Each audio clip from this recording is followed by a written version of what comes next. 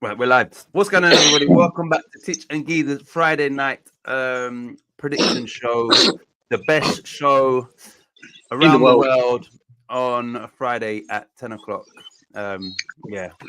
Anyway, all jokes aside, Geezer, how you doing on this wonderful day?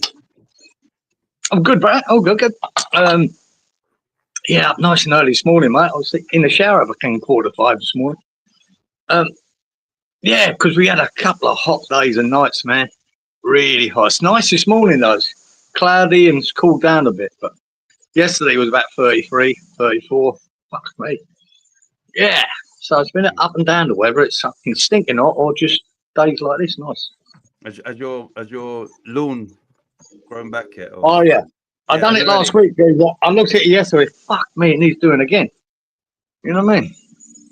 Fucking needs doing again. Oh well, keep you in shape. Oh, yeah. Trying to think. I don't know why, because of the score that it feels like longer that we haven't. I don't know why. It felt like international. Only today I'm thinking, I couldn't even remember the games, but obviously we'll cover the games. I was like that this morning, guys. I went up. I better go and look at, the highlight show of last week because I can hardly fucking remember it. It seemed like months ago, like you said. Yeah, it seems longer. Yeah, it's only. So I had to have a quick look. Yeah, it's only about an hour before the show. I was thinking, did we miss a week? Yeah, I don't know. Yeah, it just seems like it was. Yeah, that's weird. It's weird. Yeah. I'm trying to think maybe because I've been, watching a few of the European games during the week as well. And you sort of get mixed up with it. Exactly. Yeah, that's. I didn't watch much of them, mind you. I only watched a couple of highlights. I think Europe, has thrown me off a bit. Where we can speak about that rather than the Premier League, because we'll get to that when we cover the predictions. Man City lost again. Unreal, right? So in the last 10 games, they lost 7. Did they lose 7? They drew with Feyenoord in that run. Did they draw 2 and lose and win only 1 in the last 10? They beat Forest. Yeah. Let me check. I swear they've lost 7. Surely not drawn 1 and won 3. Let me check that. Did they? Yeah, I don't think they've won in 9, have they? Or one game in 9? They've won. They beat Forest, but I think it's in the last 10 games. I think it's 7 defeats. I don't know why I thought 2 draws, but I'm not sure who they draw with apart from Feyenoord. So I'm not sure if it is. Was that a draw against Palace? Oh yeah, that's it. We don't even need to check. Yeah. So in the last 10 games, Pep Guardiola's Man City 7 defeats, 2 draws, and 1 victory. Yeah. That's crazy, isn't it? It's just unbelievable, isn't it? I mean, we've never known it under him, have we? You know what I mean? Once he got in there and then got his team that he wanted, all we've known is them being just fucking brilliant. And even when they have a little wobble, it's a little wobble, and then they come back and go wallop. 16, 18 games on the trot. Exactly. But it's definitely a wobble there, mate. There's definitely things ain't right. What? Right. So I've seen, you see little articles, people on TalkSport or people in the comments and all of that. And for me, it seems like people have got short memories, and some people are, clearly he hasn't been here before in this sort of predicament. But I think that when he looks back on this, I think he'll probably look back with this as, this is what gave me the impetus to go again. Do you understand? I think he will rise again, but it seems like there are certain sections that are writing him off, which is I mean, what's your thoughts on what's going on with him? You get that after a few weeks of bad results at every team, don't you? They're fucking idiots, these people. And it's funny enough, just talked to Kieran yesterday when we watched, and he said to me, he said, fuck me. He said there was something about them, Man City gone, this, that, the other. And Kieran said to me, man, they forget the last 5 years. 2 months of bad football, and now he's shit, is he? Exactly. You know what I mean? Look what he's done. He's been unbelievable as a manager. But they've had a couple of bad months. Could he good enough to bring it back. Of course he is. You know what I mean? But maybe he needs to freshen it up a bit with some players. I mean, it hasn't helped. Rodri's been a massive miss. De Bruyne has only just got back now. You know, so their midfield now is a bit aging, a bit old. Like Bernardo and Gundogan, they're of an age now. Yeah. Like their defence has been, you know, all over the place. They keep changing it as well. They've had injuries. It's just not something you expect for him. Yeah. You expect him to solve it, which he normally does every time. You know, he solves the problem if there is a problem. Just at the moment, yeah, you're scratching his head, going, "What the fuck?" For me, it's good to see because obviously they've been dominating, Yeah. and I've always said I like it when it's competitive at the top of the Premier League. And then this year we'll see something different, whether it's Liverpool, whether it's Chelsea, whether it's Arsenal. You know, it's good to not have one team dominate unless it's your own team. So that's not going to be the case for us. So it's I think it's a good thing, but I want to see his comeback, and he will come back. Now I'm looking to see like what he does. Is it new players? What's he going to change basically? Do you understand for his rebuild? Which we won't find out until maybe they said. I saw an article today saying he may, for the first time in 7 years, go and enter the January transfer market, which is something he don't normally do. Do you think? Yeah. Do you think he needs to? And if so, where does he need to strengthen? Well, Rodri. Yeah, I mean, ever since Rodri's been missing, they seem to have been on this role. Do we just put it down to that, or is there more to it? You know. It's hard to know, man, with that team. Defensively is where they're leaking. Yeah. So is that where you need to sort it out? I don't know. I really don't know. It's right.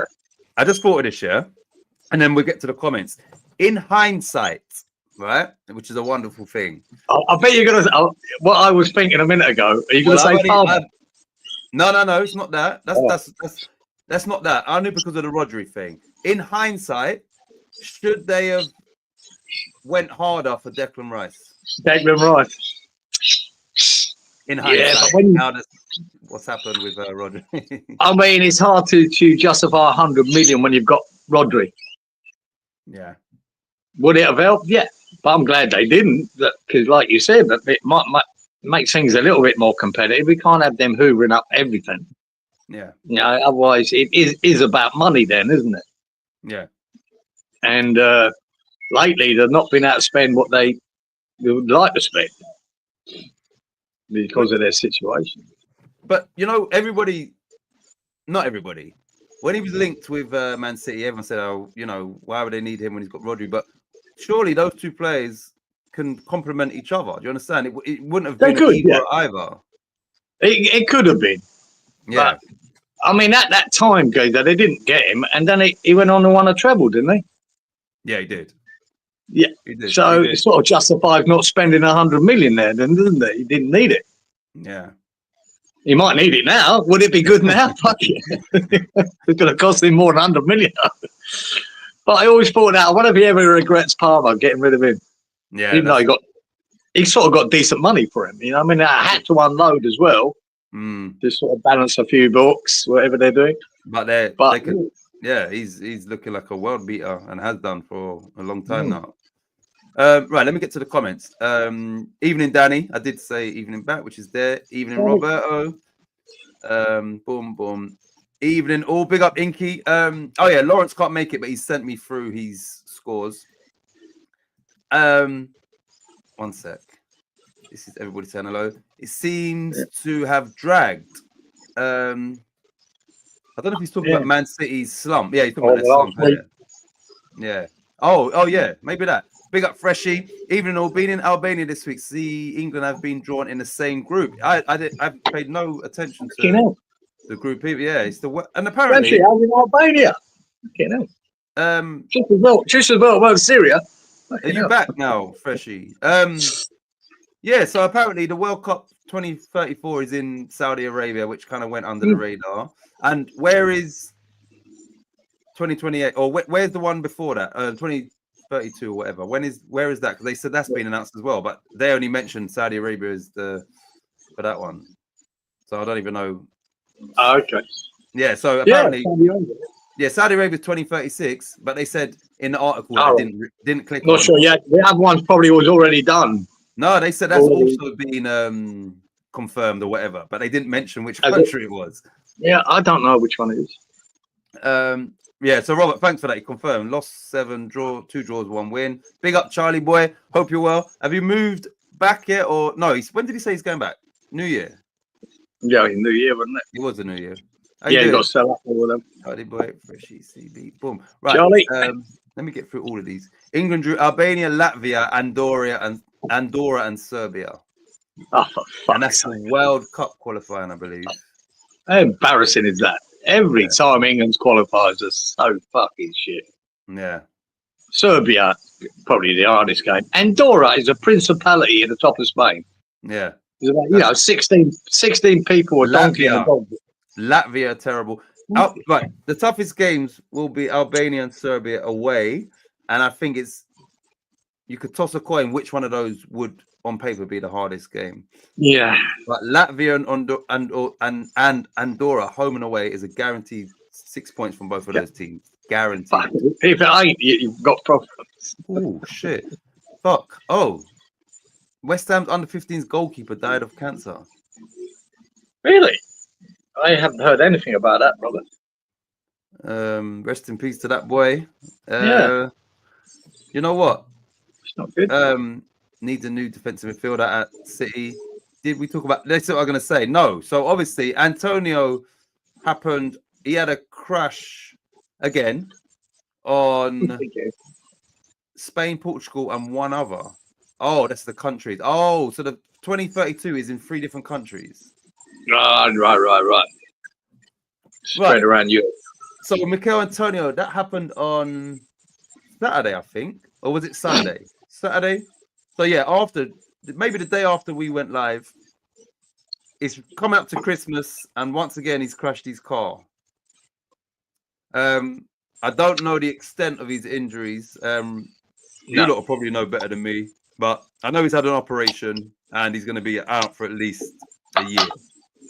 Yeah. As soon as I saw what had happened, I just thought him again. You understand? Like him again. Oh no. Well, my first reaction, mate, because they call in an air ambulance, and it's usually serious when an air ambulance comes in.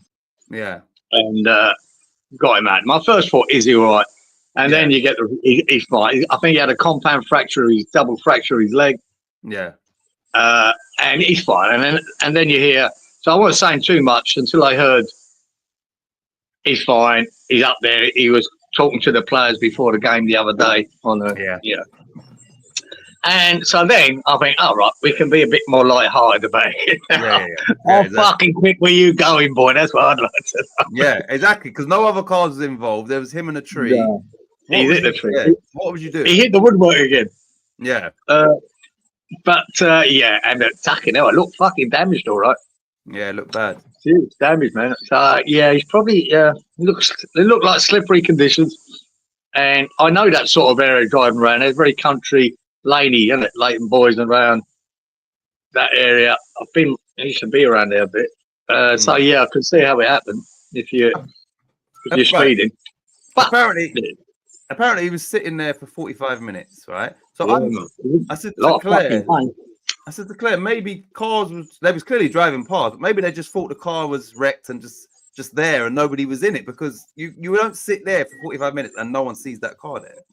I know, but they might have waited 45 minutes so the air ambulance got there or whatever. It could have been that, or to get an ambulance there. But that sort of area can be quiet country lanes. Oh. You know, you might not see much traffic around there. Yeah, I'm sure he said 45 minutes. He was sitting there, like being nobody,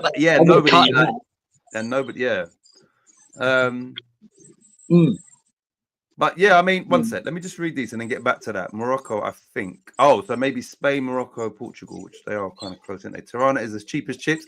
Beautiful with it. Be a budget trip for England fans. All right. What was the weather like Fresh there. The first game is in South America. Something to do with so many years of the World Cup. The first games is in. Yeah, the World Cup's going on tour now, isn't it? 100 years in 2030. It will be the World Cup. Oh shit. Geez, on about Freshy. It must be fucking freezing there where he's gone. What, in Albania? This time of year? Yeah, what's the weather like? Fresh. Rumor was he was going home from training. Might have knocked himself out, says Danny. Okay, who knows? That's right, Freshy, the centenary. Going back to Antonio, I think he's 34 now. If he's out for a year, that's him, goes. That's recovery from that will be more than a year. Exactly. It'll be the rest this season and the rest of next season. That'll be him, dude. You know what I mean? You're talking him trying to come back. What, 36? Yeah. No. Does he need it? Does he want it? You know what I mean? After that, you know what I mean? He loves a podcast and all that, doesn't he? And I'd say he get plenty of offers. He's a good personality on telly. You know, I think people will like him. I think he'll get offers to do punditry shit, and especially after this incident. I'm going to say more so because of this now, yeah. Because now, yeah, that's in theory. Yeah, your career's cut short through a car accident rather than something happening on the pitch. Yeah, I think he'll yeah, it's a Does shame. he really want to come back in 2 years' time and play what and at what level?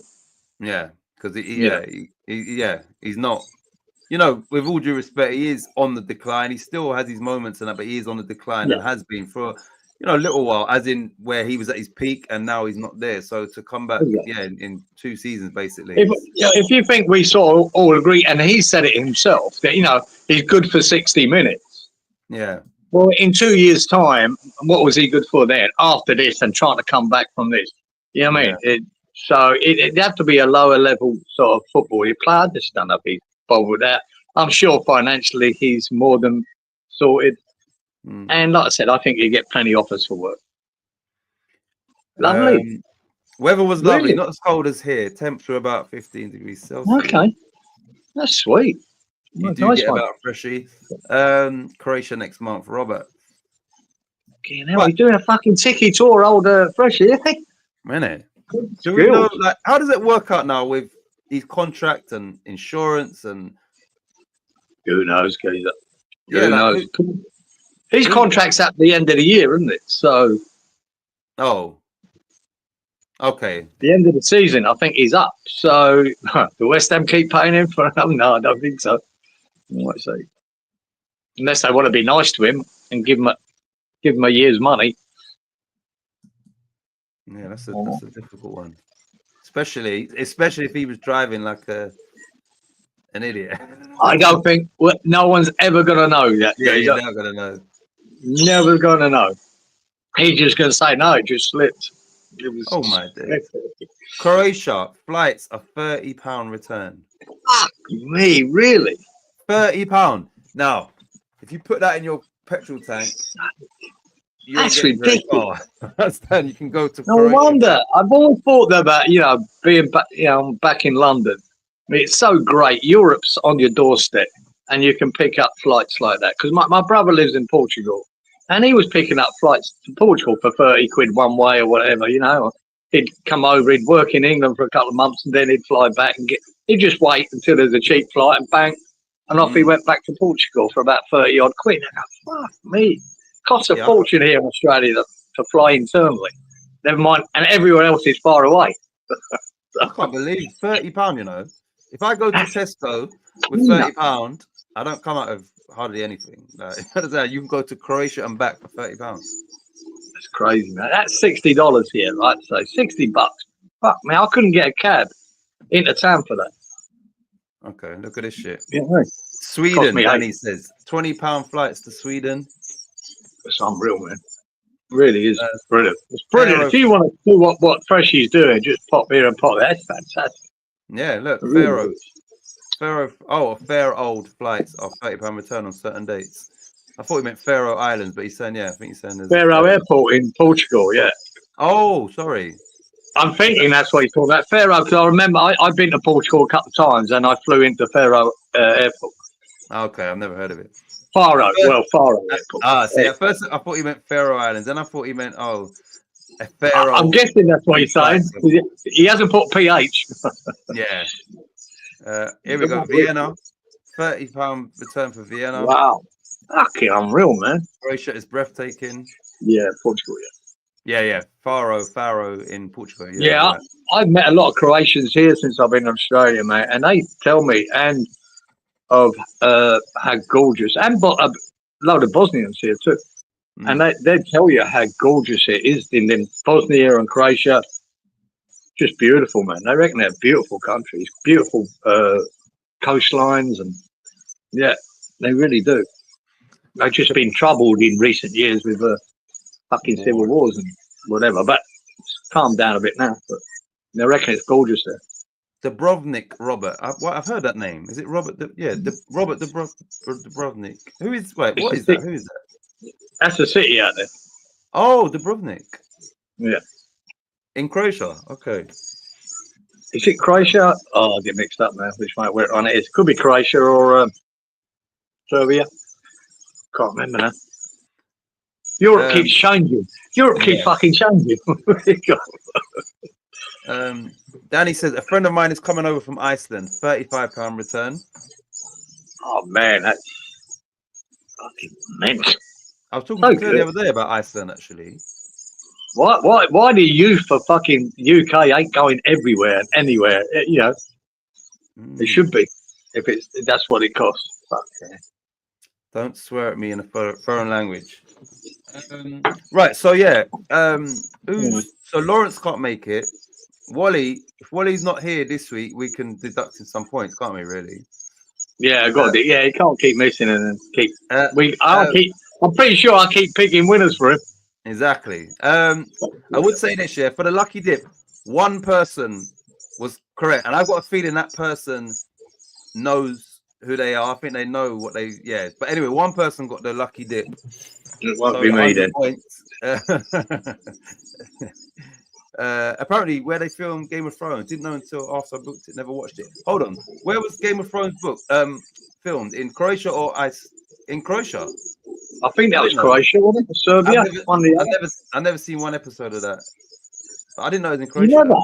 Never. No. I'm not really. I'd say, guys, apart from the last series of it, which is a little bit disappointing, it was fucking brilliant. It's probably the best sort of series thing I've ever watched. Was Game of Thrones. Really good. It used to be on Netflix, didn't it? And I always see it, but I just like I said, I'm not really. Pretty sure it was Netflix or one of them. Can't remember what I had then. It might have been Foxtel here for me, but it was brilliant, mate. It really was a brilliant series. Some great characters in it, man. Some great characters. Robert enjoyed it as well. I know, like everybody was. It was a thing, innit? Everybody was talking about it. It's massive, all around the world, man. I've not watched one episode of it. Some parts of they've actually made a tourist attraction in Northern Ireland because there's a part there in Northern Ireland where they filmed it too. And it's a bit of a tourist attraction now in Northern Ireland. Yeah, I've never ever I don't know why. No, sorry. It was great, guys. You mean if you want to get into it, fuck me, it's hard not to watch it. It was so good. Yes. So apparently some of it was filmed in this country, in the northeast. Oh, it might have been because they had a load of locations, mate, for filming. You know, they had a load. Its episodes was like a film. Each episode was like a film. Yeah, every episode, mate. But I think they were so good. I mean, I always find it clever when you get a lot of good characters, but you don't stick with them all the way. They were killing off top characters every series. Right? Wow. You went, fuck it, I didn't expect him to die. He'd be brilliant. But then they have another great load of characters for the next series as well. And they just keep a few of the main ones. Yeah, do. Yeah. But when what's his name? Sean. What's his name? Freshie, tell me. Sean Bean. Yeah, is it Sean Bean? Maybe. Yeah, I think it is. I know Sean Bean. Yeah, he was a massive character in the first series of it, and they fucking done him in it. He had his head shot. That's spoiled it for me then when I finally get around to watching it.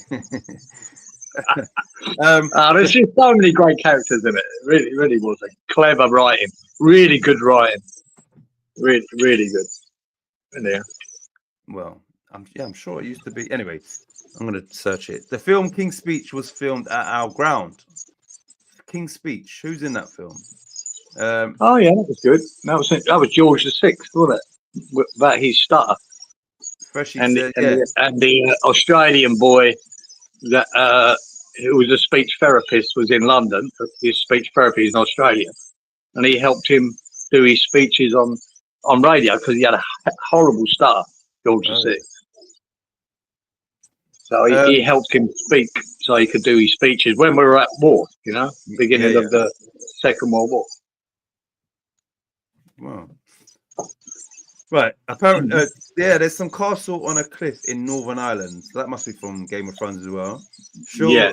Freshie said, Sean Bean. Well, I didn't want to say Bean because it might. No, it's Mr. Bean I'm thinking of. But no, it was Sean Bean. Jeffrey Rush was in that. He played the Australian speech therapist. Firth played the king. Yeah, Colin Firth.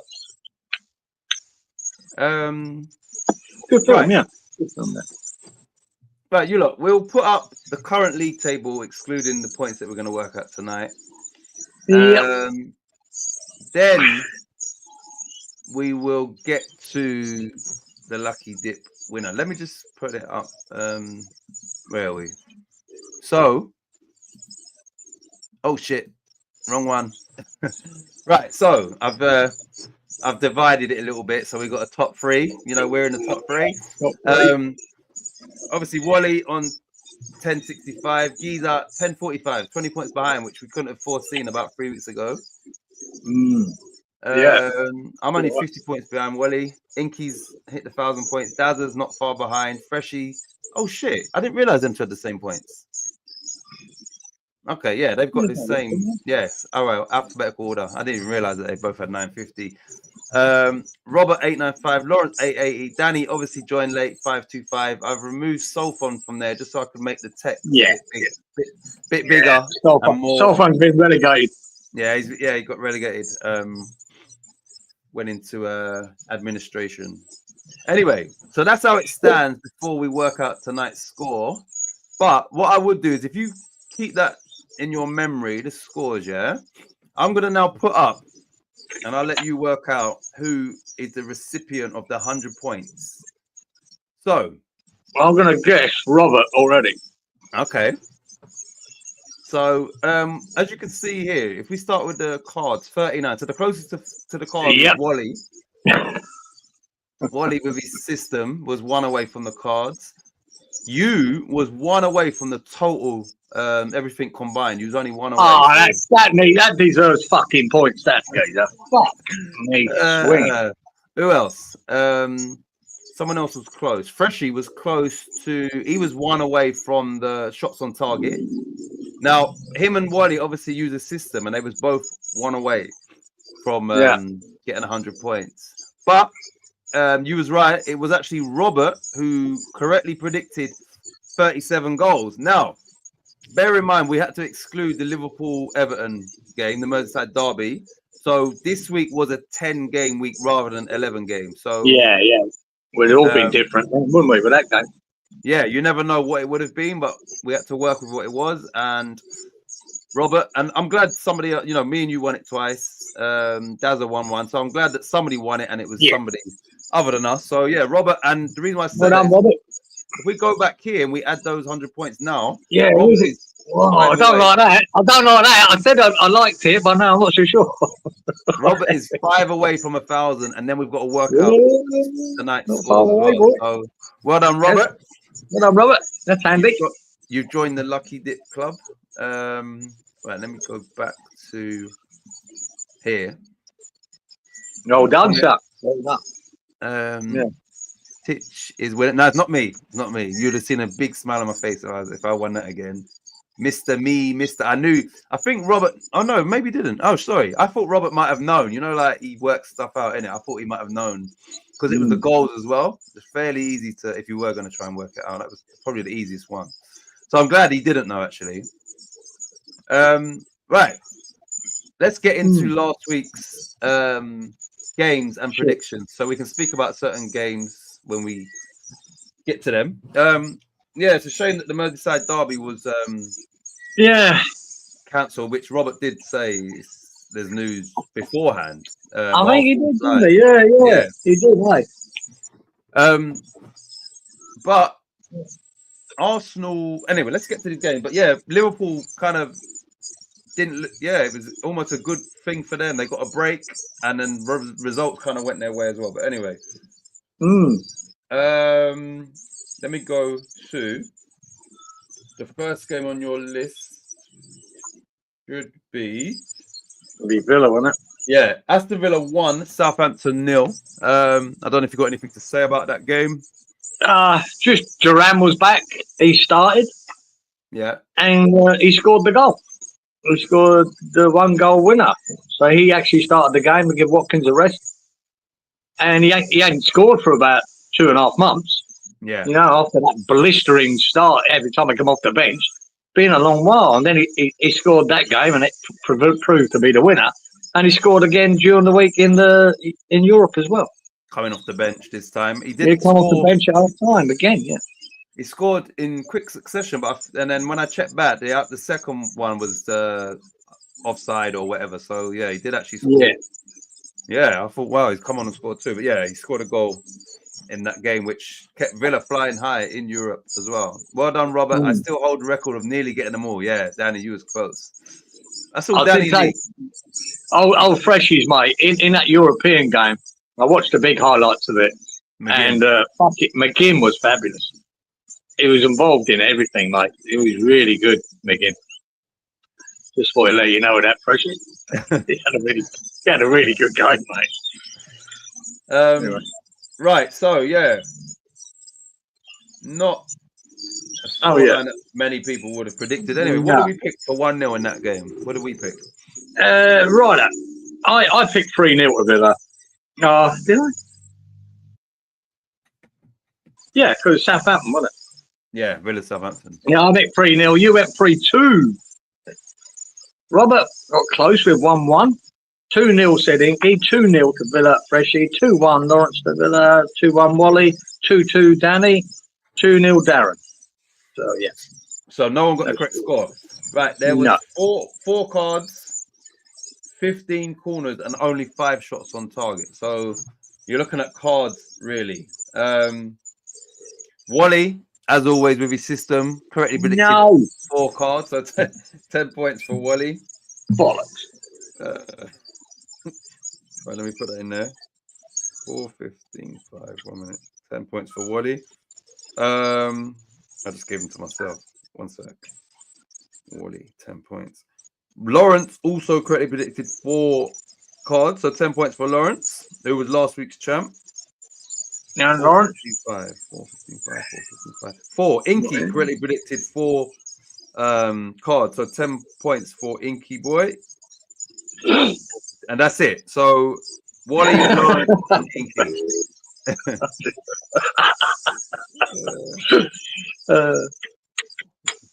Yeah, that's it. All right. What was that? The comment on the screen. Yeah, I just looked up. I was like, laughing.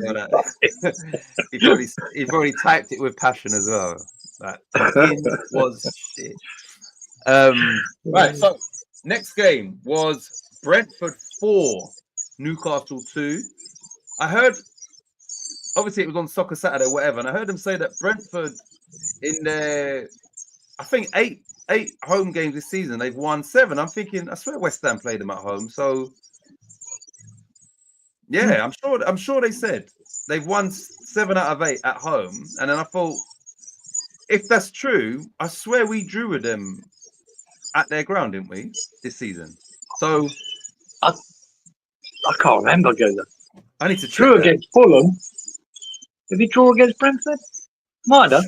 I'm sure we did, but maybe I'm wrong. But when he said that, I thought, oh, that's a yeah, for them to have won all 7 out of 8, and then I'm sure he said that, but I don't know. Anyway, Brentford 4, Newcastle 2. Did you watch any of this game? Yeah, I did. Yeah, man. Buemo, my boy, and Bumo, he cuts in the beginning, scores a cracker. Really good goal, right? Isaac got the equaliser. Wisser again. He's on 9 goals, Wisser, you know. I didn't know that. He's under the radar, mate. He's on 9 goals. How much is Mburma on? More. Not sure. I don't think it's as many. I'm gonna check. Barnes got an equaliser. Collins fucking. There's terrible defending, but the ball came over right over the top from a long free kick, and they let it bounce. And that Collins centre half just banged it in the corner. And then right at the end, that's Sade. Yeah. And it could have been 5, mate. And Burmo fucking took it off fucking, what's his name, the keeper. Fucking hell, he took it off him about 10 yards outside the fucking box. And He was trying to play football with it, old Pope. And he took it off him and hit the shot to the, it was going in, and Burns come from fucking left back. Did he slide in? Yeah, I saw it. And kicked it off the line, man. You know what I mean? Yeah, it was fuck, mate. But it didn't surprise me. Brentford win. I picked them to win because I thought they would. Because I think Newcastle are like this at the moment. Yeah, they seem to shout for the big games, and these sort of games they struggle. Smooth operator. Oh, Sade, yeah.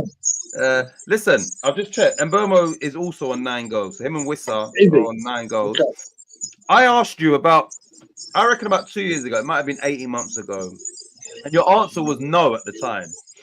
And I said to you, do you feel that Mburma is good enough for, a top 6 side? I don't know if you remember that. I don't know. Has your opinion changed, if you even remember? Yeah. What did I say no then? Yeah, at that time you said no. I remember. I would have said no because he had. We see lots of these strikers have a purple patch and nothing else. Yeah, happens a lot. But now, what more I've seen him, I think there's more to him just than his goals as well. Yeah, I'd fucking have him at West Ham, and even so, still top 6. Yes, let's say who you class as top 6 now at Tottenham. At Tottenham, yes. Yeah, Tottenham. Arsenal, Man City, no. Liverpool, no. Apparently, this could be paper talk, but if Salah were to leave and whatnot, they are potentially looking at Mburma. It could just be bullshit. I was at the talk, is it? Apparently, yeah, but I don't know how true that is. But this was from I think Sky Sports had reported that. Yeah, I don't know though. I think Liverpool would rather have Bowen than fucking Mburma. They might not get him, but Robert said we drew with Brentford in September. Yeah, we did. Okay. And I'm sure that was at their ground, Robert. I'm sure it was. Anyway, apparently they've won 7 out of 8, and I thought, well, we're the team that they didn't beat then. I think that might have been at London Stadium in the back of my head, but okay, maybe. I don't know, guys. Can't be sure of that, but yeah. All right, let's get back to this 4-2 to Brentford. What do we pick for? Yeah, I picked 2-1 to Brentford. You picked 2-1 to Brentford. 2-2, said Robert. 1-1 to Dinky. 2-0 Freshie, said to Brentford. 2-2 Lawrence. 2-1 to Newcastle, said Wally. Danny 2-1. Brentford 1-1, said Darren. So yeah, I think most of us thought that Brentford could turn them over, and but I didn't expect to put 4 or 5 past them. Well, surprisingly. Right, the cards was low. There's only 3 cards, but there 6 goals, but there was only 7 corners, which is not a great stat. And there was 11 shots on target, which I would imagine somebody has picked that. 3-7-11. 3-7-11. 3-7-11. 3-7-11. Right, Lawrence correctly predicted 11 shots on target, so another 10 points for Lawrence. 3-7-11. 3-7-11. Inky correctly predicted 11 shots on target, so another 10 points for Inky. Inky and Lawrence doing well. And once again, that's it. You had 4 cards and 10 shots on target, so you was 1 away on both of those. So yeah, just not close enough. And 1 away from 100 points, but there you go. Yeah. We drew Brentford. Right, Liverpool are struggling to make contract with Salah, Trent, and Van Dijk. And then he said, it was at Brentford. I thought so. We played them at their ground. Was it? Okay, there you go. There's my memory for you. Can't remember it. Can't even remember. It's strange, considering that of all the teams that they don't beat, it's West Ham, but they've won all the rest of them at their ground. There you go. Right. So next game. Crystal Palace 2, Man City 2. You know, this was for teams. I think they're playing Man City at the right time now. Yeah, and for me, it's not going to last. So, did Palace play Man City at the right time, or could you have seen a Palace thing if Man City was where we expect them to be? Could you have seen Palace getting anything out of this game in normal circumstances? Palace are a bit of an anomaly at the moment, aren't they? They can be really bad and not too bad, you know, and decent. They've still got good players in the team, man. And it's hard to pick them, you know. Really hard to pick them. It's hard to pick Man City at the moment. But, you know, I remember they scored first, didn't they? And then Haaland got a jump at the centre-half, scored a goal. I know the goalkeeper came for it and stopped him, but I don't think it would have made any difference the way he headed that ball. It's straight in the top corner. Even the keeper has stayed on his line. He ain't getting to that. So I don't think that matters. Then Lacroix, the boy, the centre-half of them, a corner, standing on his own, just heads it in. Lacroix. Terrible. His name, yeah? Yeah, his name's Lacroix. Yeah. And I always recognise that name because I have got a Swiss wash by Maurice Lacroix. And so, yeah, I always recognise the name. I go, fuck. Then Lewis scored a cracker. And then what didn't help Man City, the last 20 minutes, they had Lewis sent off. The most ridiculous sending off I've fucking ever seen. What happened? Because I don't think I watched it. In the penalty area, the boy's trying to boot it away. No, Lewis is trying to protect the ball. The boy comes in with a sliding tackle to boot it away, gets to the ball, and then he hits Lewis's foot. They both feet collide, but his foot hits Lewis's foot. Yeah. Right, and then he starts rolling, and fucking it hurt that Lewis as well, the tackle. Yeah. And he's limping, and then the referee gives him a second yellow. And this is where the rules got to change, right? And it weren't. Now, if you'd watch it in full time, I can understand why the referee gave it. Yeah. But when you see the slow-mo, it was the other way round. And that guy hits him in the foot. He gets the ball and him. And yet, so his second yellow, sending off, it's a yellow, so the VAR can't look at it. Yeah. We've got to change this rule. If it's a second yellow that leads to a red, the VAR should be allowed to get involved. Because I know that referee, if he got sent him to look at that, that referee would never have given it. But I understand why he made a mistake. And it's the rule that's the problem. Because they're not allowed to look at it because it's a yellow card. Yeah. But you've got to change that rule. I don't want them looking at yellow cards. You mean, fuck me. Non-stop VAR, wouldn't it? Every yellow. But if it's a second yellow that leads to a red, I think VAR should be allowed to tell him whether he got it right or wrong. Especially because it, you know, from what you're saying, it was a clear and obvious error. It wasn't error. Oh, it was. It's clear. Even, you know, the commentators of the day both said, "Oh man, he's really got that wrong. He's got that badly wrong." So what was, you know, and but like they said, he said the VAR can't do anything about it. They've got to change that rule. What was Rico Lewis's response to that? Did he? He was like, he couldn't believe it. He was just, oh, fuck, you know, he kicked me. Yeah. He's limping around. Ref, he's kicked me. But say that's the problem. The decision was made for a yellow. That's it. There's no comeback until after the bloody game. Everyone can look at it and go, "Oh my god, he got that wrong." So can that referee. But even that referee might have liked, you know, the VAR to tell him, "Mate, you got it wrong." Exactly. So he could correct it. Yeah. Now he looks bad. Exactly. But but when you watch it for full time, I understand why he got it wrong. It looked that way that he had caught him, but it wasn't the case. But anyway. Yeah, Freshie says, yeah, that's a simple rule change that makes sense. Surely refs would get behind it too. Yeah, I think they would, Freshie. I think the refs would back that because it makes them look bad. That referee there made an understandable mistake that could have been corrected. But with this rule that is at the moment, it couldn't be. You know, because I know that referee would have changed his mind. He said, "Oh yeah, fuck that up," because it really does look like he got him first, but it weren't. Yeah. Anyway, yeah. So I think, yeah, they got unlucky there, Man City, with that. But there you go. Okay, right. So what did we pick for Palace 2, Man City 2? Oh, yeah. Oh, I went 3-1 to City. You went 3-1 to City. 2-1, Robert said to City. 3-1, Inky City. 2-0, Freshie to City. 2-1, Lawrence. 2-1, Wally. 2-1, Danny to City. Everyone went 3-0 City. Yeah. So no, We're still not believing the slump, are we? exactly. Right. This is another one. Not a lot of shots. So they had 4 goals, but only 7 shots on target in the whole game. 4 Wow. cards, which we know means Wally gets some more points. 14 Yeah.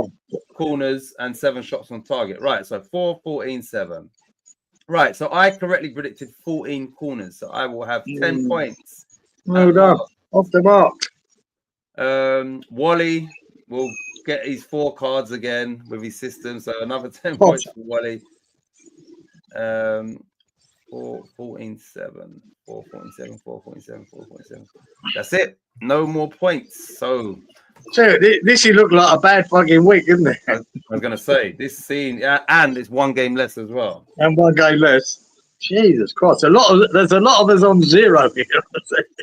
Yeah. Well. Yeah. Hopefully that changes. But and I know one fucking score that we gave to Wally that. Exactly. Wanker. Yeah, exactly. This guy. Right, so put a smile on everybody's face. Manchester United 2, Nottingham Forest 3. You probably forgot about that. It felt like a long time ago. Yeah, but, well done. Well done, Forest. How long before we hear Amarim out? Yeah. Oh God. I think he's got a free hit for the rest of this season. To be honest, sort of. Yeah, he's got. He's got to show some signs of improvement. You see that Gibbs White shot for one of the goals? He just hit it with a bit of cut on it. What the fuck's Onana doing? He's looking at it and then, and it just cuts past him. Terrible. My man, Chris Woodman, on his 33rd birthday. His 33rd birthday, he scores a header. A looping header that the 2 centre-halves didn't know what the fuck to do. Keeper sort of left it for them. They left it for each other, and it just bounced and went in. It was quite. It wasn't the best looping header of the round, though, was it? We'll get to that later. No, it wasn't the best one, guys. No, it was the first one. Yeah. It wasn't the best one. So that meant he was now Forest's all-time Premier League top goal scorer. Goal scorer, yeah. He's done an Antonio by taking that man. Lovely for him on his birthday, though. You know what I mean? Great. Yeah, on his birthday, 33, and coming from New Zealand, not the country renowned for its footballers. So to come and make a record in the Premier League, so credit to him. Good for him. Yeah. Good for him, definitely. Oh, sorry. I see that. It was a fresh I will say that Ahmad they've got, Man United. He's looking better and better and better, man. Well, is he foreign, geezer, or is he English? I don't. Ahmad. Don't know anything about him. Yeah, I'm trying to think. Does he represent England? Yeah, let me check. So he's been around. Every game I've seen of them in the last few weeks, man, that boy has shone. He's looked fucking good. Yeah. Another one on that right-hand side. I just wonder if for England, it'd be another contender for Bowen, Madueke, Saka, him, eventually. I don't know if he is, though. Ahmad, where is he? No, he is Ivory Coast. He represents. Ivory Coast. Okay. Anyway, no, he's impressing me, that boy. He's carrying a lot of them fuckers. Bruno Fernandes still hitting Messi, even though he scored a good goal in that game. Yeah, that was a good, The way he, yeah, he spreaded it wide first time on the volley, and then got on the end of the attack. But Fernandes was that fought for one of their goals. He gave the fucking ball to him. Poor. But, he's. Yeah, I forgot to mention that was a fresh. Ahmad is definitely one for the future. He's looking good. and I think Amarim, he's gonna where possible he will be a starter for him. So he's shaking it up a little bit already. It is 5. Me glad I won the lucky duck. Oh, it is 5. Me glad I won. Yeah, so obviously Robert must not have no points either, but he's got the lucky dip. What was I say? Isn't Wood also Burnley's record? Yeah, I think he is. Oh no, I'm not sure Is about he? that. I know they said him and Alan Shearer. Remember I said this last week, to score for two different something in the Premier League. Them two hold a record, being I think it's like 78 goals. Now he might be 79 for two different teams or something like that. Yeah, they've got some sort of record between them. I thought if he'd had the record at Burnley, though, I'm sure the commentators would have mentioned that as well, and I don't remember him ever saying it. Yeah, I'm not sure. So I don't know. No, I don't. I'm not sure about that. It's a bad week for me. Glad I won. Oh, it's a bad week for me. Glad I won the lucky thing. Yeah. So, fucking hell, I wish I'd won it now. I can see just looking at it, oh my God, this is a bad week. Bad week. so this was the first fresh fielder. It was a 2-3. Yeah. We only had 2 cards, which is terrible. 8 corners, not great. 10 shots on target, which once again, you know, Wally's system, he goes with 10 shots on target. Anyway, so what do we pick for for the fresh fielder? Man United 2. Yeah. I backed Man U. I thought that the bounce would carry on. It didn't. 2-0, I said, against Forest. 3-1, you said, to Man U. 2-1, Robert Man U. 2-1, Inky. 2-0, Freshie to Man U. 2-1, Lawrence. 2-1, Wally, Man U. 2-1, Danny to Forest. Good effort, Danny. 1-1, Darren. So Danny was on the money, but not with the correct thing. But Anyway, no one ain't picking 2 cards. 2, 8, 10. So Wally correctly predicted 10 shots on target. Wank. Well, he didn't really. His system did, and we implemented Yeah. that for him. We're just giving this guy points. 2, 8, 10. 2, 8, 10. 2, 8, 10. 2, 8, 10. 2, 8, 10. Inky correctly predicted 10 shots on target. So well done, Inky boy. 2, 8, 10. And Darren also correctly predicted, using his system, 10 shots on target. So 10 points for Darren as well. Oh, great. Danny, with nothing. Freshie, nothing. Robert, nothing. Me, nothing. That's where we are. That's crazy. Walito is on fuego. What does that mean? Walito's on fuego. I don't know. Is that Ollie? Nah. Or is that in some sort of like, what is fuego? Fuego. Got the Man United goals, says Robert. Well, you got all the goals. You got 100 points. Oh, he's on fire. Wally's on fire. Oh, Fuego, yeah. I do know it now.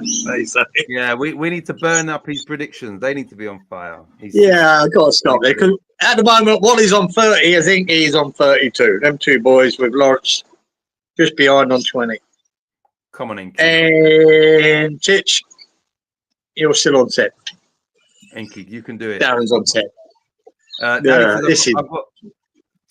Danny says I've got points from the Leeds game, so that might keep me from scoring 0. Yeah, I can't even guarantee that, mate. I might not be on 0 at the end of this. He said it, or it might mean hot. Laugh out loud. Fuego. It's either something to do with heat. Have you got the word? Have you got the word for annoying? What's annoying in any other language apart from English? Puta. We call it puta. Puta. Yeah. Okay. Shit. Yeah. So as I said when we were speaking about Liverpool not playing, Man City drew. Sorry, with Palace, and then going on to this game, Fulham won, Arsenal won. So Arsenal also dropped points. So Liverpool got a break and didn't lose much at the top of the table. You know, they've got a game in hand now, and both the teams, you know, that you would think might be up there. No, it worked out perfectly for Liverpool, doesn't it? Them 2 teams. Yeah. Titch has points from the Leeds game as well. Yes, we do. I know that. I was waiting for that. And that's the last one on the list. So it's like we know at the end we've got the correct score at least. That's all I know. I don't know about all the cards, corners, as in who scored what, but I do remember we got the Leeds one. What's the word for wanker? Wanker. Yeah, what is wanker? I swear in Italian it's like pugnetta or something like that. But yeah, I swear it is pugnetta. Anyway, Wally the Not bad. No. No. Everyone scored in the bloody Leeds game. Oh yeah, is Freshy? I think Freshy got that one as well. Everyone, I'm not sure about Giza though. Anyway, what game we on? Right, Fulham 1, Arsenal 1. Right, And I'll tell you, I mean, that idiot Martinelli. Yeah, I was gonna say. Yeah, Fuck me. I mean, it was a good goal. Saka at the back post. But he's looking down the line and the fucker's still offside. Yeah. What? By inches, put his leg. What are you doing, you idiot? You should never be offside for that. It's only a ball out to the wide. He didn't have to be offside. Didn't get no advantage by being that little bit further advanced. And then he crosses a great ball and Saka, bang, header in. And it was disallowed. Otherwise, I get that fucking score right. That's what I'm saying. Yeah, that's why you wanker. Fucking wanker. And the worst thing is, I think I did. I picked it as well. I picked 2-1 as well. Did you? All right. Yeah, so I've said for the last maybe 18 months that I think Martinelli, they definitely can upgrade Martinelli. Yeah. I think he's better maybe as a sub for them, but I don't think he's for where they want to go. I don't think he's a starting player for Arsenal. Annoying now. Jimenez got a goal again. Jimenez still scoring. Broke weight, banged a cracker in the corner. Another corner goal for Arsenal as well. Yeah. You know what I mean? But, do you know what makes it look? No, it's just going to be so irrelevant to you. I was playing FIFA, whatever you want to call it today. I only played like 2 games, and I'm in the elite division now. And I was beating this guy 2-1, and then he got a corner. And I could see he had Haaland on his team, 99 rated one. I could see by his movement, he wanted to put the corner on his head. So I'm marking Haaland with my players, and he still fucking crossed it and then scored. And it just reminded me of just Arsenal. They're just so annoying. I'm thinking, I know what you want to do here. I'm marking the guy, but somehow the ball goes out of my reach. Yeah, so it just reminded me of, Arsenal at set pieces. They just seem to be fucking scoring all the time. Yeah. They are. They're smart enough to have a set piece coach, and it's working. Freshie said, everyone scored in the bloody Leeds game, and I said, yeah, apart from you, I don't think. And then he's put unlucky geezer, not. Anyway, fucking not that I wanted. To be honest, forget my fucking scores here. So, but I was fucking delighted for Fulham to get the points off of them. Can't stand Arsenal. I won't. You know what I mean? I'm quite happy for them to get that goal disallowed, believe me. Arsenal, this is the time where you can kind of capitalize on them not playing, and you've done the opposite thing now, where you've given them even more of the initiative by dropping points. Yeah. And Martinelli, you've got you could look back on that at the end of the season, and 2 points there, 2 points. You never know, and it's schoolboy. You understand? Like you did not need to be offside, so. If you're wide left or wide right and you're looking down the line, you should never be offside. No. And that's just schoolboy stuff. Yeah. But, and like I said, the pass to him didn't matter how advanced he was. He weren't getting any advantage by putting a foot in front of the geezer at the back. Yeah, there's no need. You just stand back a little bit, wait for the ball. Fucking stupidity. There you go. Okay, right. So what game? All right, 1-1. Right now, this was a bit of a rarity.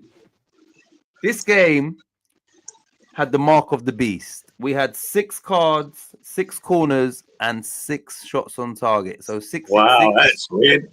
It's Friday the 13th today as well, if that means anything. But anyway, not for you now. It's Saturday the 14th, isn't it? Anyway, bit weird. Like 6 shots on target, 6 corners. Yeah, 6 cards is kind of, anyway.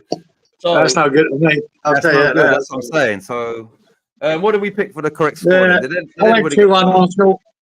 You went 2-1 Arsenal. 4-1 Arsenal, said Roberto. 2-1 Arsenal, said Inky. 2-0 Arsenal, Freshie. 3-1 Lawrence. 2-1 Wally. 2-1 Danny.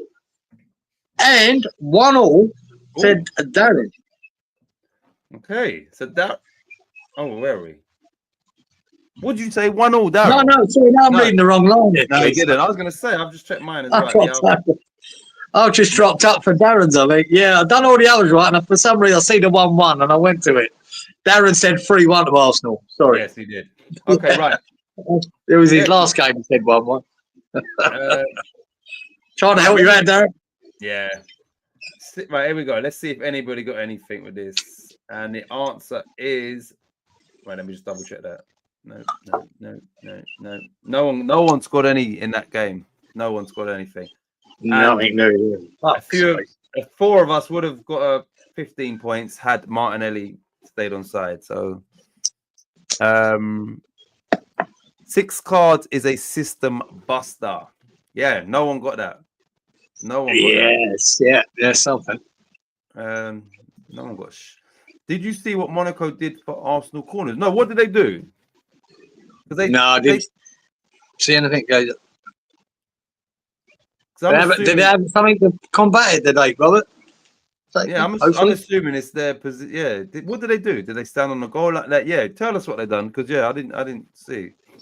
Right, so whilst Robert is letting us know, Ipswich 1, Bournemouth 2. Now Ipswich were winning this game up until, let me check, late in the game. You fucking beauty. Late in the game. Let me just check how late in the game. Oh, they were both in the injury time, weren't they? Was it both? I know it was late. Let me just check that. Results. Yeah, man. I had it 1 fucking Ipswich and 2 goals right at the death, man. 87 and 90 plus 5 is when they scored. And it was the same. Oh, no, it weren't. Yeah. So Ipswich at home, desperately needing, a win just to try and get back in contention to, get out of there. And then you lose that as well. They keep doing it. Yeah, I think it's the 6th time this year they've been leading and lost. I mean, the fucking goal though, right near the death of the game, they had a long ball over the top, and the keeper came running out like a lunatic. Is that how they scored? And that's how they scored the equaliser, yeah. Then a couple of minutes later, got the winner right in the last kick of the game. Keeper needs shooting, and they keep doing this, Ipswich, losing these games by 1 goal. They should never have lost that game. Never mind drew it. A draw would. They should never have drawn it. But they keep fucking this up. I don't know what the keeper was doing, man. It was just ridiculous coming out for that ball. It was out wide as well. It didn't affect. Just go back to your line. Let the defence deal with it. Oh man, real fuck up. But every cloud has a silver lining, as they say. Yeah, exactly. Yeah. Now, before we get into that, the scores and that, Ipswich. Now there's a slight little between them and Palace in 17th and 18th. There's a 4-point gap as a result of that. And Bournemouth are in 8th place, 24 points. They are only 3 points behind Man City, who are in the final Champions League place. I'm not saying they're going to finish in Champions League, but it shows you that after 15 games, they're only 3 points off 4th. So Bournemouth is having a really good season. Really good one. I don't think. Brighton get a lot of plaudits, but they're up there with Brighton, aren't they? So yeah, they are level on points with Brighton. Yeah, just goal difference separates them. Which they're obviously West Ham's opponents next. Right. So what did we pick for? One sec. Let me go back to it. I'll tell you what I picked. No problem. Yeah, let's go. Fuck. Hannah didn't deserve it though. No one deserves to pick this win. Because Bournemouth, they really did deserve this. But there you go. I picked Ipswich 1, Bournemouth 2. Get in this, yeah. You went 2-1 Ipswich, 3-1. Robert said to Inky's in there as well. On an Inky. 2-1 to Bournemouth. 2-0 fresh, he said to Bournemouth. Lawrence, 2-1 to Bournemouth. Yeah, bollocks, Wally. We gave him that. Why did we do that? Why didn't we give him Ipswich? Why didn't we give him Ipswich? Bollocks. Wally gets it. 1-1 said Darren. 3-1 said Sorry, Danny said 1-1, 3-1. Darren to Bournemouth. Right. Well, at least you're off the mark, but unfortunately, Off the mark. That's something. Wally also scored the same amount of points as you. So. Yeah. I'll try. I need to get something on him, and I can't get near him. We'll get to the rest of it in a minute. They kept players up the. I used to do that, not in every right. They kept players up the field to force Arsenal to mark them on the halfway line. I remember there were certain times throughout when I was doing the coaching. It wasn't like all the time either, but when you play against certain teams and you see how they are, there were certain times that I would do that, and I would leave the front three. Got you. Yeah. Yeah, so they had to leave players back. Yeah, we've done that before, Gazer, to drag some of their players out of that back, out of the penalty area. Yeah, done that before as well. Leave 3 up front, or whatever. Yeah, because really, so not everybody pulls back. Yeah, I think. Yeah, I think I used to do that in games. I think where you knew the centre backs from the opposing team are going to come up, and so it's almost like at that level of football. Generally, the centre backs will stay back. Professional football, they just put the fastest players back to cover, and but here it's more like it was more like it would counter their threat, which was the 2 tall centre backs. Just leave 3 up front, and then they're gonna have to keep them back there. So there was it makes sense in certain situations. Might not be a bad tactic, Now what would they do? Let's put it this way: if we were playing, you put 6 guys on the halfway line, put their corner. Yeah, what would they do? They'd be a bit confused. Go, what the fuck do we do here? Yeah. For one, asking them a question. They go. What do you do? You know what it is? Yeah. The theory is, we all growing up, and you should never be 1v1 at the back. You need a man spare. So in theory, if you've got 3 attackers, there should be 4 back.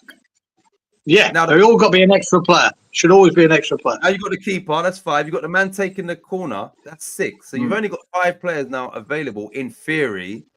That can do any damage, and you've got more players to defend them. So and if you've got a keeper that's good at coming and claiming the ball, more space exactly. So but I didn't see that they've done that. No, I hadn't seen that, but that's an interesting tactic. Yeah, I like it. I like the idea of it because even when the first time you do it, if you leave them players up front, it asks them the question, and they'll be confused. Yeah, hang on, no one else does this. Fuck, what do we do here? Who drops back? Who drops back? I'll tell you, I'm fucking you. Yeah, exactly, because it fucks up. Like it. Yeah, like the idea of that. So Freshie said nice to how they counted it, and then he's said nice, not OGC Nice. Oh, look who's here! Howdy, y'all from New Orleans, Louisiana. Yeah, you're getting on my nerves, Wally. Wally, in a week that's a bit quiet score-wise, you're doing well. We helped you out. I'm glad you could join us because we were saying that if you're 3 weeks absent, then you get points deducted. About 200 points, I think we. Yeah. So, to decide, but it's going to be a lot. Right, you've just got the Ipswich 1, Bournemouth 2 correct score. So, New Orleans. That's a good one. New Orleans. Olito, Fresh Danny, New Orleans. That's a good one. Right, so let's see if we got any more. Right, so there was, for fuck's sake. If I tell you the stats, you're going to give me a double. All right. There was 4 cards, and we know who has 4 cards. 19 corners and 11 shots on target. So, no. Wally correctly predicted 4 cards, so another 10. So that's 25 for Wally in that game. Let me. 4, 9, 11. Lawrence correctly predicted 4, so it's another 10 points for him. So he also gets 25 for that game. Well done, sir. Robert correctly predicted 4 cards. So is this Robert's first points in the Robert's off the mark. Well done, Robert. 10 points for Robert. Who's kind of, these are all free swings for him considering he got those 100 points. So 4, 19, 11. 4, 19, 11. 4. Inky correctly predicted 4 cards. So another 10 points for Inky. So 25 for Inky in that. Oh, yeah. Everyone gets a fucking double except me. Everyone who's got everyone. And that's it. No more scores. No, of course it's fucking it. Yeah. Shite, man. Wally says Yeah. in. Pressure Wally it, you're said- still on nil. Oh yeah. Oh, he ain't got no point. Wally said, "I'll let you answer this." Wally says in just before the points deduction. Few. What was the time you said he needs to get here by? Was it 11 o'clock? Hang on. Like, at my time, 9:05. We got 2 minutes too late. Ah, sorry, Wally.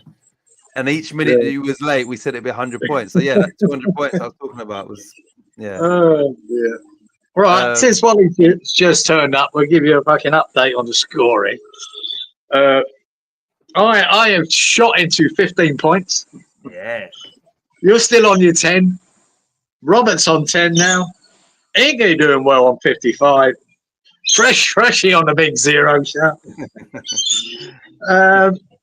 That's all your 2-0 bollocks. Lawrence on 45. Wally, like Inky, on 55. 0 for Danny, 10 for Darren. No. Yeah. So some Anyway. decent scores and some terrible scores. Mine falls into that Yeah. category. Right, you're on fire, Wally. I'm on wooden spoon duty for now. For now. So Robert's fuel for his 10 points to add to his 100. Oh yeah, Wally. Robert was the recipient of 100 points this week as well. So I'm like United Kingdom in Eurovision, nil point. And Wally's already had the bollocks and a wanker from Giza. More than that. Tosser, I think. More than once. More than once. Oh, well, I'm sure I'm so far ahead that I can handle a deduction. Okay. All right. Let's put this up for you, Wally. Wally, this is excluding tonight's. So 20 points is not that far. But you've opened up a lead on Giza tonight, though, at the minute, or thus far. I'm hoping to catch you this week, Wolf, but it's not happening. So yeah, you're that's how it is. And Inky's got what 55 at the minute, and I've only got 10. Yep. So Inky's gone above me currently. Fuck's sake, Inky's gone into the. Jesus, he's up my clacker, isn't he? Yeah. 5 points behind. 5 points, behind. isn't it? Yeah. So Wow. Inky's going to move into the creme de la creme. I've gone Yeah. into the. Yeah, I've got to see your thinking now as well. Yeah. Fuck's sake. Right, let's go back to here. Right, hold on. Okay, yeah, we've done it. Let's get the comments and go to the next game. Wow, Giza coming on strong. Remember, me and him both we got 100 points twice in a row with a lucky dip, so that boosted us up. Then Inky on the rise. Inky v Wally. Yeah, Inky's sneaking up there, boy. The worst thing is Inky's catching up to you and Wally's pulling away. So it's like, who do you want? Yeah, I'm stuck in an Inky and Wally sandwich at the moment. Right. Leicester 2, Brighton 2. Now, Brighton were 2-0 up in that game, I believe. Jamie Vardy inspired Leicester 2-2. Oh, that's crazy, yeah. Some more late goals. Ruud van Nistelrooy as undefeated, I believe, as Leicester manager still. Yeah. Did you watch any of that game? Yeah, I watch highlights for it. I see old Lamptey came in, scored the first goal. Brighton, cracker, top corner. And then Vardy pops up again, as he fucking does, and scores a goal 2-0. No, sorry, he didn't. They scored 2, didn't they? First Brighton. 2-0, right? It was late in the game. Jesus, the game was over. Yeah. And then Vardy pops up, gets them back in it. And then one of their defenders, Brighton, I can't remember who it was, start to run the ball out from the back. Overhit it, and the boy nicks it off him right to death. And then crack it, little pass to Vardy. He could shoot. He didn't. He just squares it across the ball, taps it in. Just quality from Vardy, man. Just sets the boy up, tap it in for 2-2. They took a point out of nowhere, guys. Out of nowhere. Yeah. Done well. Vardy, 37, I think. Still. Yeah, 37. Still valuable to Leicester in the Premier League. Yeah, we made him look good. Yeah. Robert, that's where you got the 10 points. It was for the cards at Ipswich with Bournemouth. So yeah, you picked 4 cards. I've read an article the other day actually going back to Jamie Vardy and his loyalty to Leicester. I think it was Arsenal was wanted to buy him. No, The season after, I think they won the league, or maybe the season after that. And I think basically he said, you know, yes, he could have earned more money, but you know, I think he was saying no, Leicester was good for him, and I think it was more a loyalty thing where he's happy there. Yeah.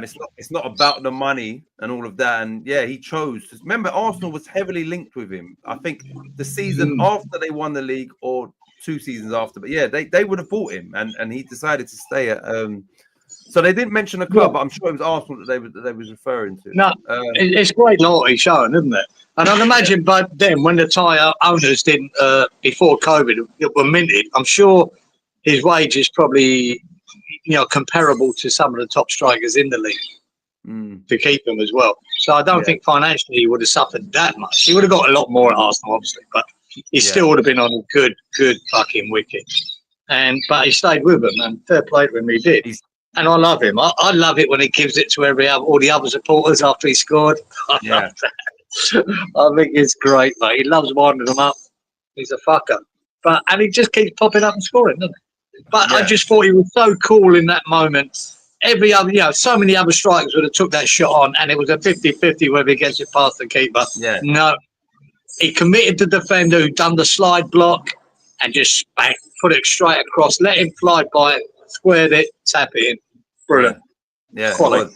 And the thing is, at that late stage in the game, and you're losing, and you're at home, and a lot of people, you know, that it is. Let me just hit the target. The panic, hit the target bullshit. Hit the target bullshit. And if you ever listen to Michael Owen, it really annoys him when his commentators, he should hit the target. He's like that. No, you shouldn't. You should fucking put it in the corner. Yeah, you should score. This hitting the target does his heading, because that any striker can hit the target. The top strikers put it in the corners or and score, or put it through the keeper's legs. This hitting the target, he said most of the time, is nonsense. You know, a real striker's mentality is to score. And if you can't, if you think you can't, like the smarts of Vardy there, square it. Yeah. And I thought we always had a problem with Salah and Mane. We both wanted to score so much. And what I've seen from, I don't know, age with Salah lately, he's prepared to square that ball, let someone tap it in. Yeah. But when he was with Mane, I think both of them were just so greedy. Yeah. Where they could have scored more guys. You remember Mane having his little stropper on him because he wouldn't fucking pass it to him that day. But they were both at that. You know what? I think those two, their rivalry, I think, was maybe detrimental. African Player of the Year and all of that, where they're thinking about, I want to be, you understand? So if I set you up, and I think there was something going on there which was more. And that didn't help the team. No. With goal. You know what I mean? They're both good, brilliant players. Don't get me wrong. They still scored lots of goals each. But there were certain times where, you know, you got 50-50 to score, or let's make it 80-20 and square it, let someone tap it in. Vardy showed that in that game to get a point. Yep. You know, that's why he's so good. That's why he's a team player. Anyway. Well, this is dang the birds about. I think I prefer the neighbour's construction. Yeah, I haven't noticed through the headphones, man. The bird is so like loud. Yeah. Geezer, you and me in a sandwich does not compute. Oh, right, yeah. So explain. He says his missus ain't helping his bank account, which is Rebecca Vardy. Is that because is she getting sued by Rooney's or like? Yeah, what's the story there? Like, because I don't know what the story is there, guys. I think it's something to do with Wayne Rooney's wife, and like something legally she's getting. I don't even know I don't know what the story is, but maybe Fresh if you've got the thing. Yeah, I think it's something to do with Wayne Rooney's missus. I don't know if they used to be friends and then she's suing her or some shit. I can't remember the story. Yeah, I don't know. Steptoe, correct it. Yeah, so it is that. Who's suing who? Colleen Rooney is suing Rebecca Vardy. Oh, lovely. I can't remember what it's for. The story is over That's now. why these fucking women should be in the kitchen and shut the fuck up. Don't be involved in your social media or you're just a player's missus. Shut the fuck up and sit in the kitchen. Make the sandwiches. Okay, so she lost the case. So the case is over now. She lost. Rooney's Bird just finished second in I'm a Celebrity. I didn't even know she was in there. Yeah, I didn't know she was in there. So that would have. And why is she in there? Why is she in there? Because she married a fucking footballer. You ain't done fuck all, has she? In her life, what's she ever do? Apart from marrying a footballer. That's it.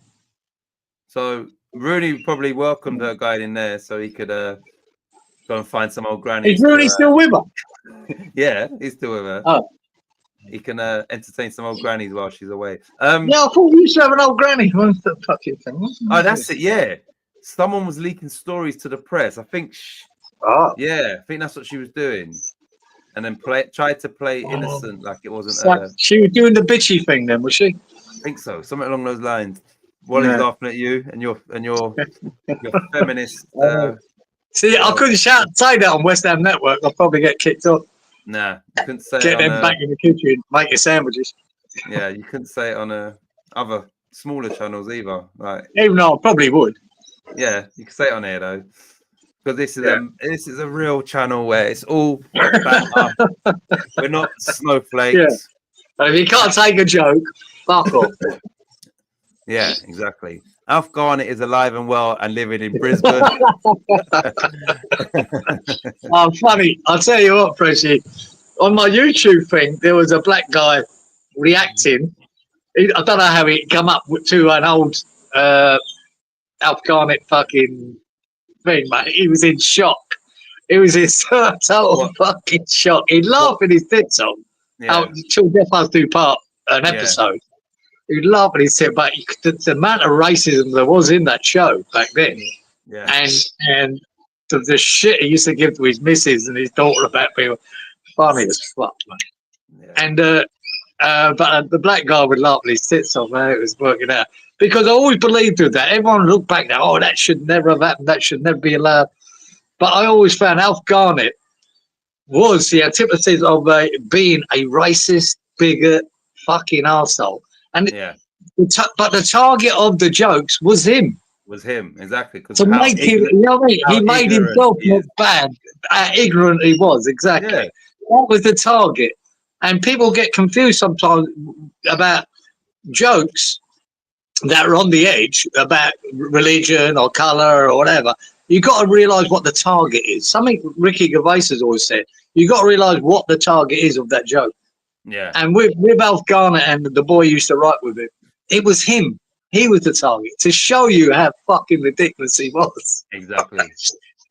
He was homophobic. He was racist. He was a misogynist. He was all of them. He was all the ists. Yeah. And that's what made it funny to me because he looked so fucking bad doing it. But there you go. Do you know what? I remember growing up, my mum and dad used to watch that. So, because there was the black guy and it was called Marigold, wasn't he? Well, that was, he was the guy, black guy, Marigold. So they used to remember my mum's black, my dad's white. They used to watch it and and take it for what it was meant to be. What it was, laugh. But that Marigold, they wrote in good lines. His comebacks in it were really good as well. Like really put the sassy, but with attitude and that, wasn't he? Yeah. Yeah, he was funny as fuck. Yeah. Right, Mrs. Rooney's placed false claims to different people to find out. Okay, yeah. Oh, Mrs. Rooney. I thought it was Vardy's who was doing the false claims. To different people. Oh my god. Oh, sorry. Yeah, it's there. Mrs. Rooney places false. Oh fuck no! Who knows what these fucking tarts? But yeah, I think football wives. That's all you are. Get back in your box. Yeah, but they don't live together. Oh, Rooney's Bird is in Cheshire and Rooney's in Plymouth. Oh yeah, because he's obviously managing Plymouth for now. I'm sorry. It came out that Rooney's often wrote poetry for her. Bloody hell! You are nice. That'd be nice. Roses are red, violets are blue. Nah, that's too complex. I'm trying to think. He put you are nice. We have fun tonight. Can we do it in the bum or something like that? That's probably his poetry. That's as far I He's can't level. imagine Wayne Rooney writing any poetry. You might be doing him a disservice, guys. He might be a fucking No poet way. laureate. No way. No way. Yeah. Warren Mitchell, was in fact a Spurs supporter. He was, and Jewish. He used to slag the Jews off as well, geezer. And knowing he's a Jew. He's a Jew. Yeah. He lived in Yeah. Australia here for a long, long time. Warren Mitchell. Vardy's wife was spreading rumors. Yeah, that's what I thought it was. It was she was doing all this. Oh, is that what it was? Fucking nice, eh? I've never heard that before. And I don't know, were they meant to be friends at some point or what? I don't know about. Yeah. Roses are violets are blue. I score loads of goals for scum. Roses are violets. I score loads for scum. Allegedly selling. This was it. Selling info to tabloids and mags. Yeah, that's what it was. Really? Yeah, and the info was false, I think, or falsified or whatever. Yeah, and she got sued for it. I don't know how much she paid out or whatever, but doing that shit when like even that it's not good for Jamie Vardy that he's missing and you're causing all this fucking bullshit. Is Vardy still with his old woman? I think so, yeah. I'm sure they are. Something to do with group chat leaks. Fucking hell. Yeah, Right. I've done a few of them. Right, what game are we on? Sorry, we're on Leicester. Where were we? I fuck, we lost the plot there. What we do last? We're on Leicester v Brighton, which finished 2-2. No. Right. Yeah, we are. We are. Yeah, okay, right. 2-2. What did we pick for that? Right, Leicester, I went 3-0 Brighton. You went 2-0 Brighton. 2-1 Robert. 2-1 Inky to Brighton. 2-0 to Brighton Freshie. 2-1 Lawrence to Brighton. 2-1 Wally Brighton. 3-1 Danny to Leicester. And 3-1 Darren to Brighton. So, no. Right, Freshie's being serious. It was something to do with group chat leaks. I thought he was. Yeah, I can imagine it. They were meant to be friends, says Robert. They were gonna put Vardy's wife in the jungle, but it never happened. So she was also gonna go in there. When it's meant to be, I'm a celebrity. Oh, that would have been fucking prime, wouldn't it? Yeah. Two bitches who all they've ever fucking done is married a footballer, and they're two fucking cows in the same environment, so they can bitch at each other. Prime television. Yeah, that would have been good. I would have watched it then. Yeah, I would have watched it. Yeah. Okay. We only have 3 cards, 9 shots on target. No, sorry, 9 corners and 10 shots on target, which is Wally's system. So anyway, don't 3, 9, 10. Wally correctly predicted 10 shots on target, so 10 points for Walito, puts him on 65. I believe. I don't want to write this down, man. 3, 9, 10. Give it to me again. It's Wally's 10 points, not mine. 1 sec. 10. Right. 3, 9, 10. 3, 9, 10. Freshie correctly predicted 9 corners. So Freshie is finally on the scoreboard. He's level with me. 3, 9, 10. Yeah, and Robert. You're right. Inky correctly predicted 10 shots on target, so 10 points for Inky. He's back level pegging with Wally on 65 points. Yep. 3, 9, 10. That's for sure. And Darren correctly predicted 10 shots on target, so 10 points for Darren. Oh no, fuck me, Inky got fucking overtaking me now. Bollocks to that. I'll just congratulate him. Fucking Darren got a 10. I purposely did this, and you correctly predicted 9 corners, so 10 points for you. Thanks, fuck for that, man. Yeah, Inky, you put your nose in front, and I'll just fucking got it back. Oh, crikey, that's Freshie, you joined me on 10 points. Yeah, you're on 10. Robert's on 10. Freshie's on 10. And it's very interesting here, mate. There's a few of these boys could win, ain't he? Well done, 65. Warren's 45. Wally, 65. Jesus, crikey. Poor old Danny. You're still on 0. Danny said bad Danny? week, which is an understatement. Yeah, it's a bad week, Danny. Let's hope you get something near the end, guys. He's only got 3 games to go. Right, you lot. The next game was a London derby. Spursy 3, Chelsea 4. Spurs are only 2 points above West Ham, which is I don't know how you want to take that, but yeah, they was 2-0 up at home, ended up losing 4-3. Now it was 2-1 at half time, and Paul Merson said on Sky Sports, "I can't see nothing here other than a Chelsea victory." So he saw enough in that first half to have confidence that Chelsea would go on to win the game, which they did. Now I know you watched this game, so you tell me your thoughts on another Spurs sort of I'll say this: it was entertainment plus, guys. I mean, if you want to watch a good game of football, watch that game. It was good, but I did laugh.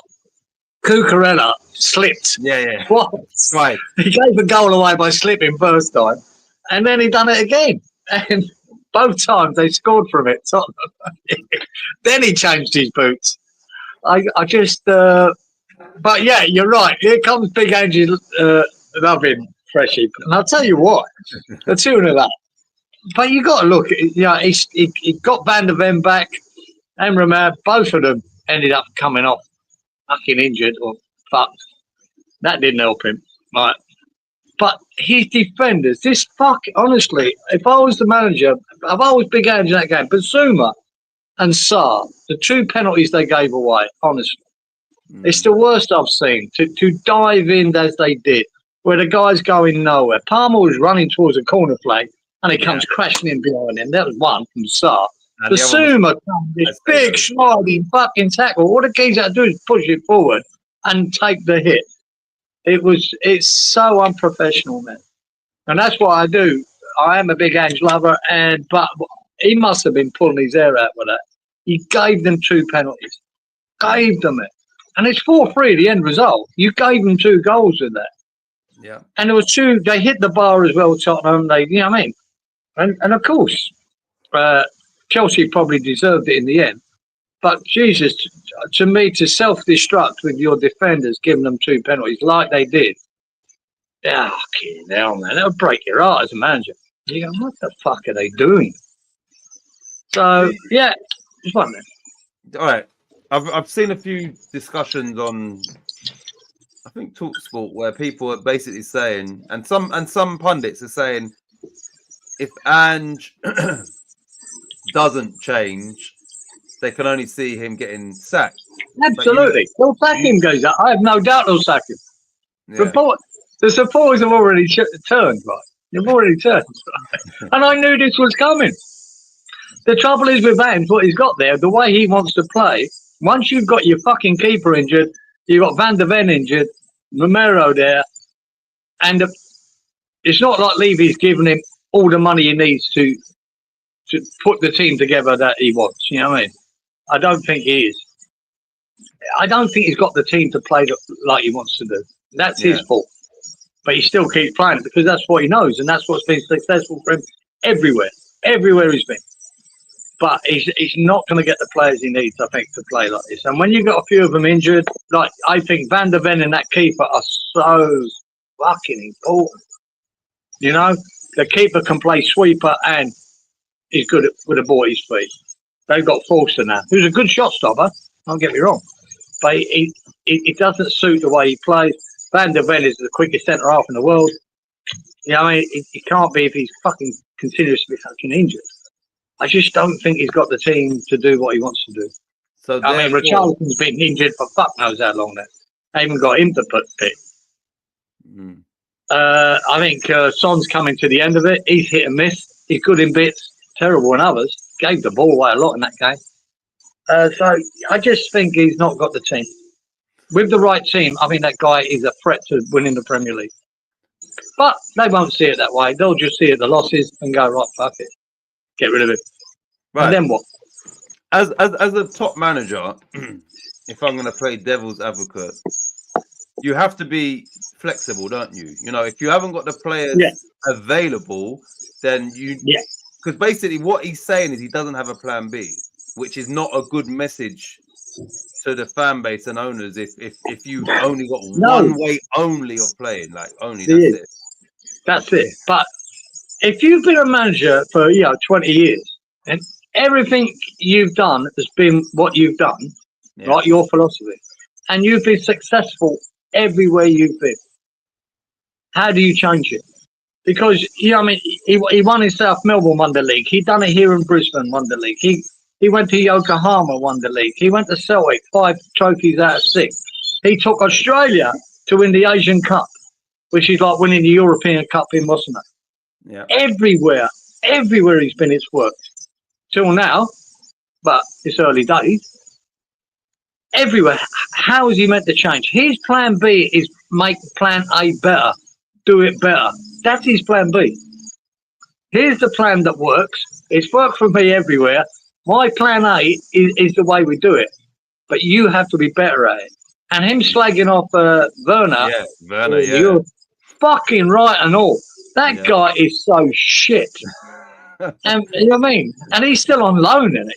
This is what, Levy's giving him fucking Werner to work with when Charlison's injured and whatever. He's shit. He was shit at Chelsea. He can't finish. That's what he's relying on. So I don't think he's got the players. Should he change?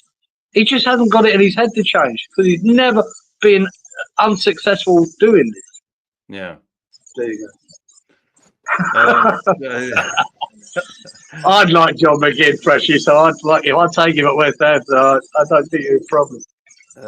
Right. But yeah, he won't change guys up. They might, and they'll get fed. They're already fed up with him, Tottenham supporters. I'd take fucking head. Trouble is, coming to West Ham at the moment, the way we are. Yeah, we ain't got the players for that. Even worse, we definitely don't have the players. Definitely don't have the players for him. We're already so too open at the back. Well, we've been a bit anyway. Vardy had to pay Rooney $100,000 because surely weren't £100. Yeah, well, sure. Week's wages, he'd be right. Here comes on. Right, Ange players did a Spursy. Mate. Yeah. Bissouma misses their next game for Spurs and Neto. Neto missed Chelsea next game. Okay, yeah, because they got John McGinn read that. Managers don't need a plan B. The players should do plan A better, says Danny.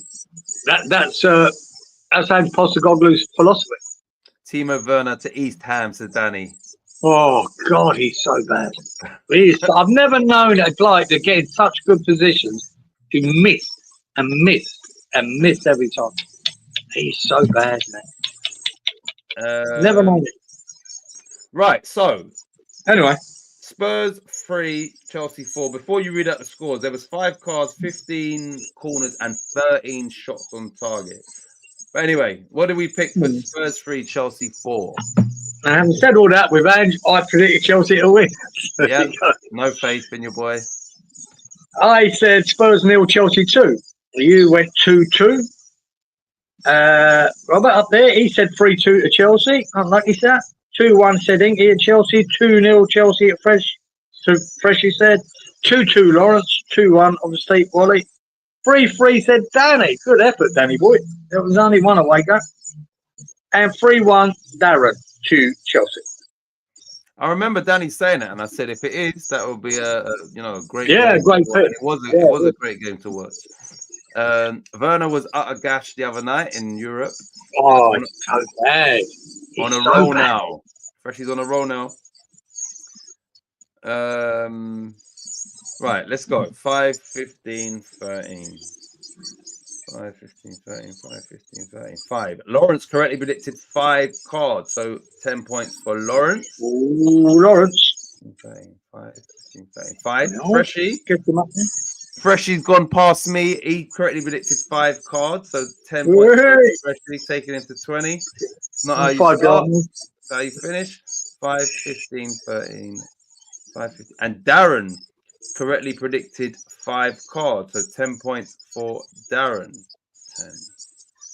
Well, sneaking up there, Darren. He's on 30. Right. There. No. Oh yeah, that's it. Yeah, that's it. Sorry, we've got 2 games left. And the penultimate game is West Ham United 2, Wolves 1 in what was described as El Sakiko. Both managers are still in position.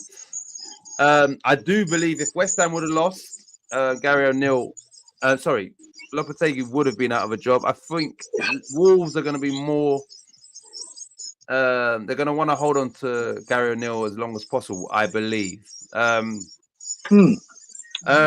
West Ham, I think West Ham was lucky somewhat in certain decisions in this game. Oh, absolutely. But what was your opinion on the game and the decisions, key decisions and whatnot? Yeah, look, we just got the rub of the green on the day, guys. We got lucky. It took a cracking bit of brilliance by Bowen to win the game. Yeah. But when you think of Souček's header, cracking looping head to the back post, cracker. But it was never a corner. Yeah. You know, the slow-mo proved that. It was never a corner. So they got unlucky with that. The 2 penalty shouts I think they had were at least one. At least one's a penalty. Maybe both. And I go, wow. Yeah. That's another thing that went against them. And then when the Bowen did score that goal, when Mavropanos absolutely shoved on there. Yeah, that is a foul. It's a foul. That's a foul. They got away with that. Oh, we got away with murders, man. And it's a lot of it in the last, season and a half, fucking Wolves have had a lot of this against them for some reason. Yeah. They've been on the wrong side of a lot of decisions. And I think they were this day, and they were unlucky not to get some of them decisions, man. Really were. That was. And yeah, it was a shit performance. I thought it was crap. It was boring. It was hard to watch. The first half was fucking deadly. But it took, like I say, a bit of quality from Bowen to nick the game, and a great looping header from our man, Mr. Souček. But no, Wolves. When you're down the bottom like that, and they were crap, Wolves, most of the game. They were shit. Even Cunha, I think, is struggling to make an impact now. But when you get all them decisions against you, it must be heartbreaking. And you go, fuck's sake, man. So we nicked the points again. Freshy says, get the violins out for Wolves. Yeah.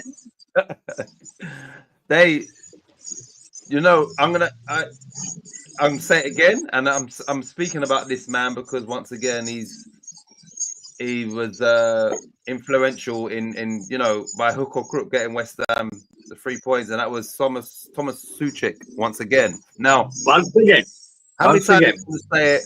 And I say it because he was the scapegoat by so many fans and fan channels, and and I'll repeat myself, not me. I was always, and I'm one of these people. The way not everybody, majority of people was like almost like throwing him under the bus. I'm gonna defend him even more. So, but the reality is, he has been.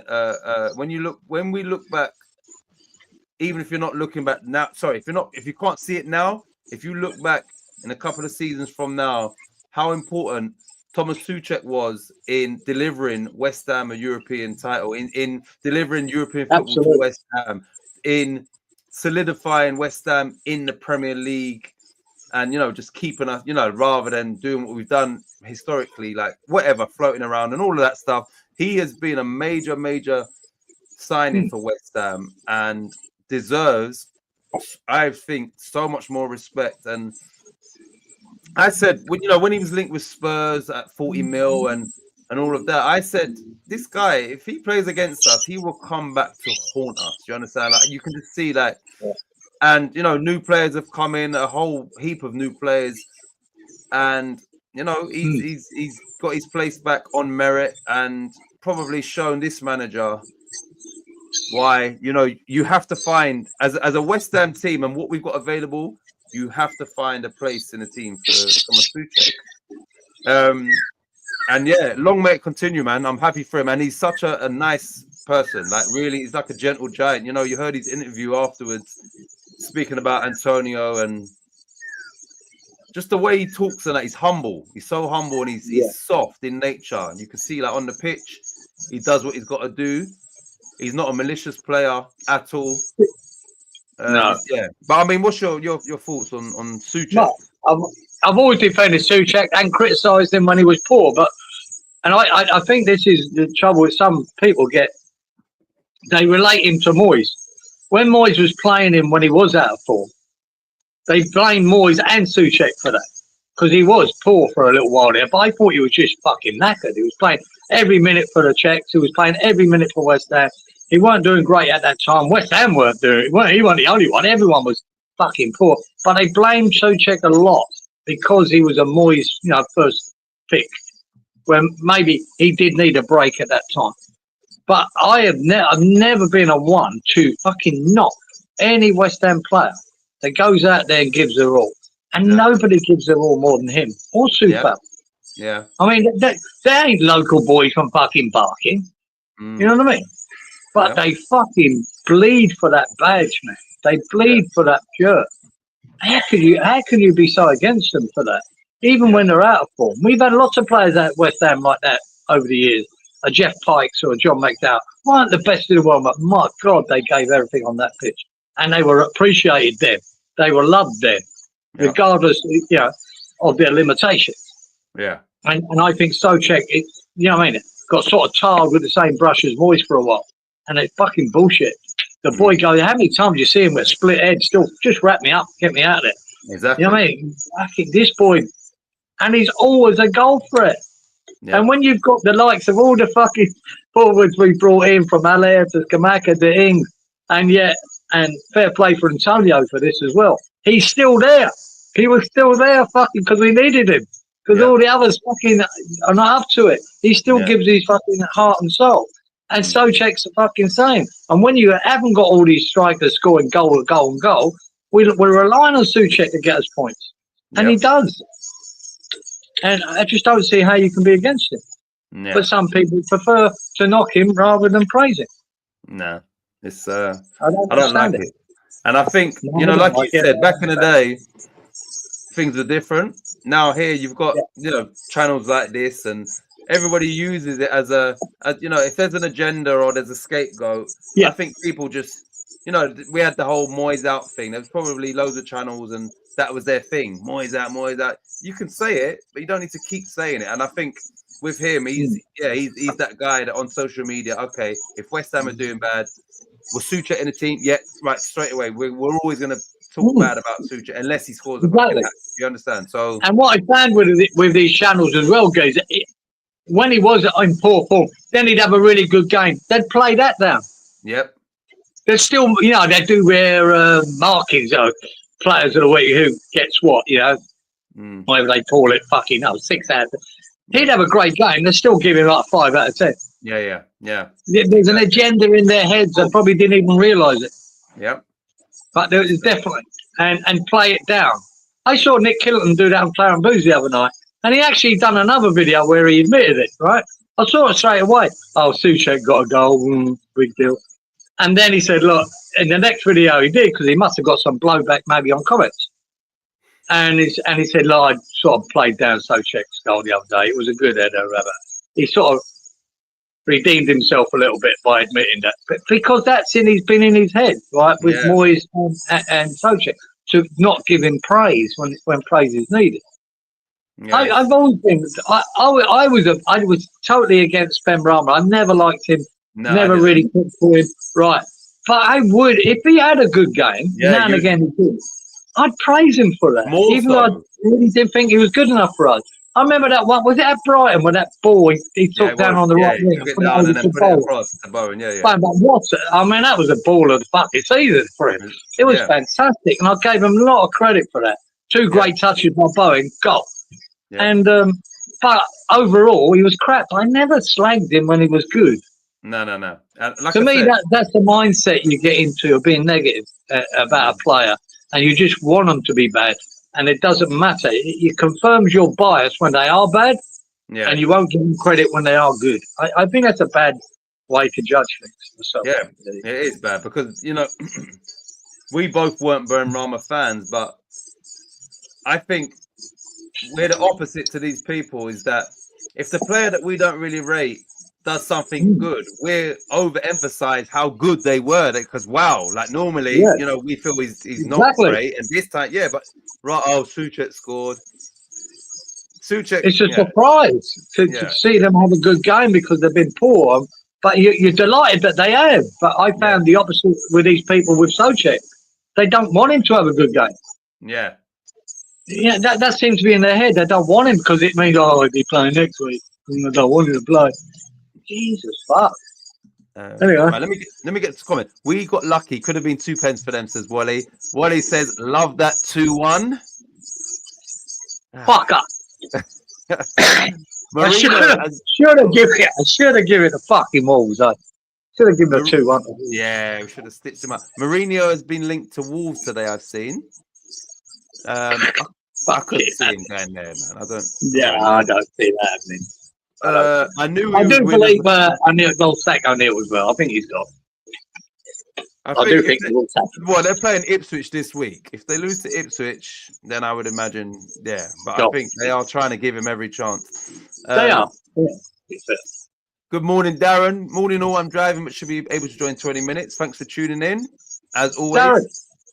Freshie, Darren. Well said, Giza, says Robert. And he can pass the ball crossfield when the easy ball not on, says Robert.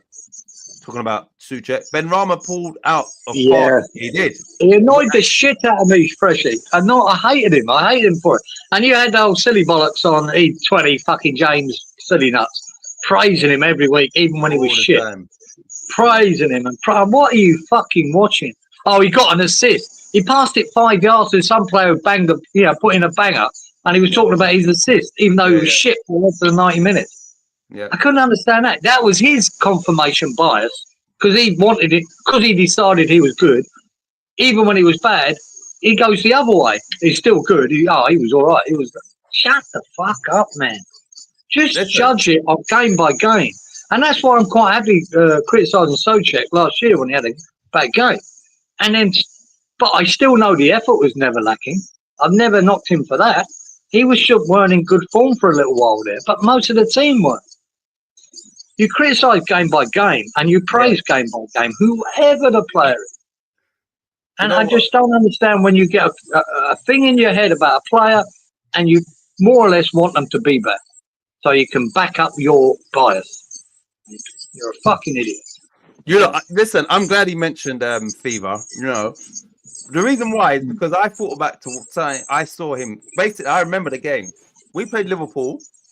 Souček, somebody cut it back to Souček about 8 yards out, and he directed his inside of his foot towards goal, and they blocked it. It was a fantastic block. He's there doing his watch along with his little pals, and he's like, Thomas Souček, you are done, mate. You're done. Romeo done. I'm thinking, you fucking idiots, right? So he's another one that's on that agenda of him. But he's also the one that, however badly, not Lingard, Benrahma played, he was always praising him and finding a way where he somehow was the man of the match. And why? You understand? So his confirmation bias was Benrahma as a great player and Souček as a terrible player. When you needed to switch that bias around, do you understand? Thomas Souček is done. Hold on a minute. Who's still at West Ham and who ain't? Benrahma's not at West Ham and Souček is. So who's done out of the two? Like just people. Benrahma, don't they want to fuck Benrahma off from where he is now? Yeah. And I'm glad Freshie said that, because Freshie, whilst you was unaware of us maybe doing this channel and all of that, we would speak and that was the common denominator, is that he's pulling out of tackles and like he's so fucking pussyfooting and always scared to get hurt and all of that shit. So the fact that you've said that as well, that he's pulling out of challenges, that was he couldn't beat his players. That was one thing as an attacker. He couldn't beat a player. He wasn't quick enough to get past the player. Scared to. What I'm enjoying about Somerville at the moment, but even though I still think he's work in progress, he's trying to do that. He's trying to go forward. He's trying to make things happen. And I'm enjoying that part of his game. I think there's more to come, and I think he's got a way to go. But he is trying to make things happen. He's putting them on the back foot. He's making them fucking challenge him. He's trying to take them on. And I'm enjoying that at Somerville. And that's what Benrahma definitely lacks. Yeah, and he's got more heart. He ain't scared to get a kick. And you saw that he ain't scared of losing the ball. But Benrahma was just a fucking scared to get, somebody might kick me. And now and again, he'd have a good game and would say of course. As any pro will have a good game. Souček has scored many winning goals for us, correct? He's won us points, Wally. He's won us a lot of points, man, regardless. I still stick to more so under a Moyes system, but I still stick to it now. He's the most valuable player for us if you combine both boxes. So when he's defending corners or attacking corners in both boxes, he's probably West Ham's best player. At you understand? He's gonna defend well, but he's also gonna be a threat offensively. So he's when your front three ain't scoring enough goals, you need threat from the midfield. All good teams do that, right? Their midfielders join in with goals. Now we've got a guy who's a box-to-box player. We didn't pay fucking 80 million for Souček. You know, he's not a De Bruyne. You know what I mean? He's not a Rodri. But what he is effective, giving you a goal threat, especially when you're front three. Like Antonio's not really scoring goals. Kudos ain't really scoring goals. Bowen's nicking a few. You know, we're not. Our forward line's not scoring enough. But he gives you that. And my God, I think a lot of teams will be. You know what I mean? A lot of teams would go, God, I wish we had a guy that was that much of a threat. And plus that threat, when you talk about set pieces, or they're constant, they know Souček's that. So, you know, it should take a bit of attention away from other players with that defence. Go, fuck me, watch him. Their manager will be going, watch Souček every time he comes in that box. Got to do it because he fucking comes. And he's always there. Yeah, I was going to say, it's not just his aerial. He kind of knows how to ghost in that, you know, so it's not just his height and size. It's, No. He scored a few with his feet. There's a few he's missed as well. Yeah. But like I said, he isn't an £80 million fucking midfielder, is he? And he's not meant to be a goal scorer. Game by game, whoever the player, whoever the manager, which is correct. Now, saying that, I think the writing's on the wall for Lopetegui. Yeah. But do I want him to turn things around? Of course I do. Yeah. And if he's here for another how many games? If I see a game where I say, you know what, that's down to the manager, the change he made and all of that, then we will come on there the next thing and I would say, you understand? So it's not like I want him out and whatever he does, he won't get the praise for it. Of course, I want him to do well at West Ham. I can't see it, but, you know, hopefully I'm proven wrong. I want nothing more than that. Do you understand? I like that continuity and all I'm that. the same. And that's what's a bit disappointing about the Wolves result, right? It was 3 points. But I don't think Lopetegui done anything to get us them 3 points, you know? I'd love to praise him for it. Exactly. But refereeing decisions went our way. A bit of fucking quality from Bowen went our way. That's it. There's nothing really he did in that game that tells me, it was all down to him. I can't give him that much credit for it, but it was 3 points. I can't wait for the day that we come on here and we're just full of praise for him because now it's... It'd be great, wouldn't it? You know, if all of a sudden it clicks and, I mean, he got... I don't think he knows what team to pick because I still don't think he's unsure. And, like I say, Rodri, then you've got to look at starting and some of these signings, you go, fucking hell, man. What's full crew, to me, is a bad buy, regardless, right? And I'm hoping he comes good.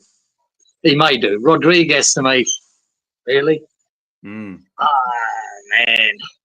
Again, is doing really well out there. On loan, mate. In fact, Sociedad, apparently Real Madrid are looking at it again. Maybe I might need to bring him back. But, it's very hard. Look, what done me was the Leicester game. When he played a high line against Vardy, who scores in 90 seconds, and then nearly scores again a few minutes later. And I think, well, you really are fucking clueless as a manager. To have a high line against Vardy. Yeah. And he took him 90 seconds to score. And I went, well, have you never watched this guy? What the fuck are you doing? Anyway. We can only hope. Can't believe these players who big up fringe players unless they're really speedy. We know who he's talking about. Ben Rama's touched a nerve. Yeah, fucking Ben Rama, mate. Fucking master, mate. Cough, Ryan Fredericks. We knew you was talking about Wally. We like Ryan, Wally. We like Ryan Fredericks, mate. Right. Okay, hang on, 2 seconds. Drink of juice. you lot, we will fly through the predictions because obviously we've taken a long time and we haven't even got through last week's things. Apologies. I hope you lot are not like a chore to stay up because obviously we still got to get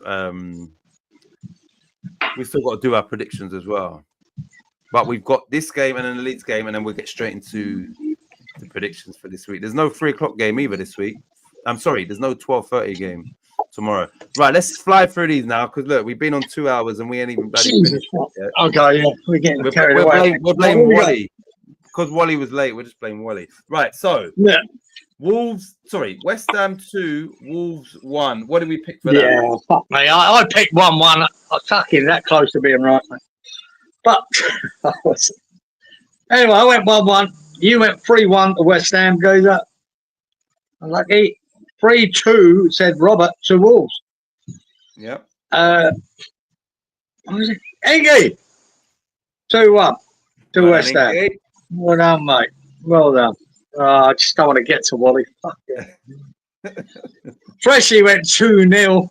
West Ham goes up. 3-2 said Lawrence to West Ham. 2-1 Wally. Well done, Wally. Wally, I picked that as well for you. I should have gone the other way. 3-1 said Danny to Wolves. And 3-1 to West Ham said Darren.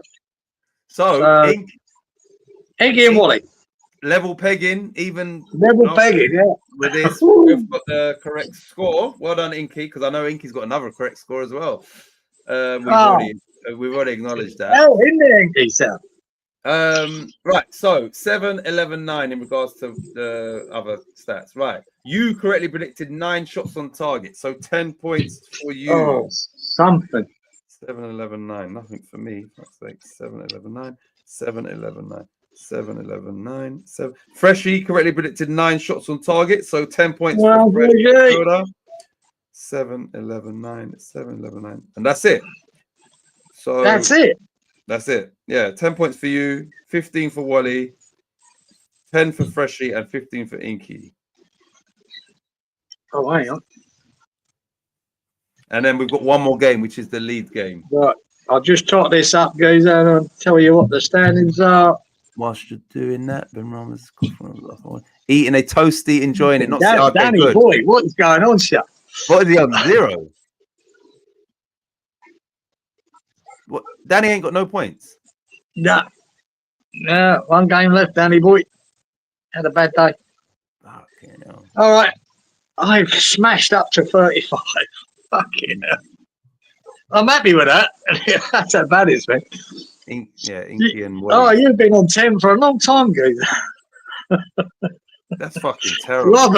Robert's on 10. Inky, 80. Good score, yeah. Good score. I mean, yeah. 30 for Freshie. I'm still in front of him. That's the main thing. Lawrence, 55. Wally, 80 as well. 0 for old Danny and 30 for Darren. One sec. Robert says check cards. Jesus. 5, 6, 11. Robert says check cards. Robert. One sec. Robert. West Ham. You're talking about the West Ham game, Robert? That's quick. 1, 2, 3, 4, 5, 6, 7, 8. Oh no, it's gone up to 9. So they didn't have these. You know why? They've added the Bowen and Lamina. So this was right. Hold on a minute. 1, 2, 3, after the game. 5, 6, 7, 8, 9. So thanks for that, Robert. Yeah, it is 9. Right, one sec. Nobody would have picked 9 anyway. But that total, for fuck's sake. Yeah, they've added this. So I done this after the game, maybe like not even straight after, like give yourself a bit of time.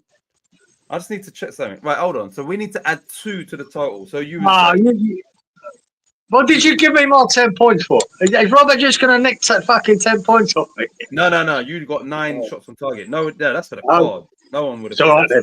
That hasn't affected no one there, but I just want to check the total.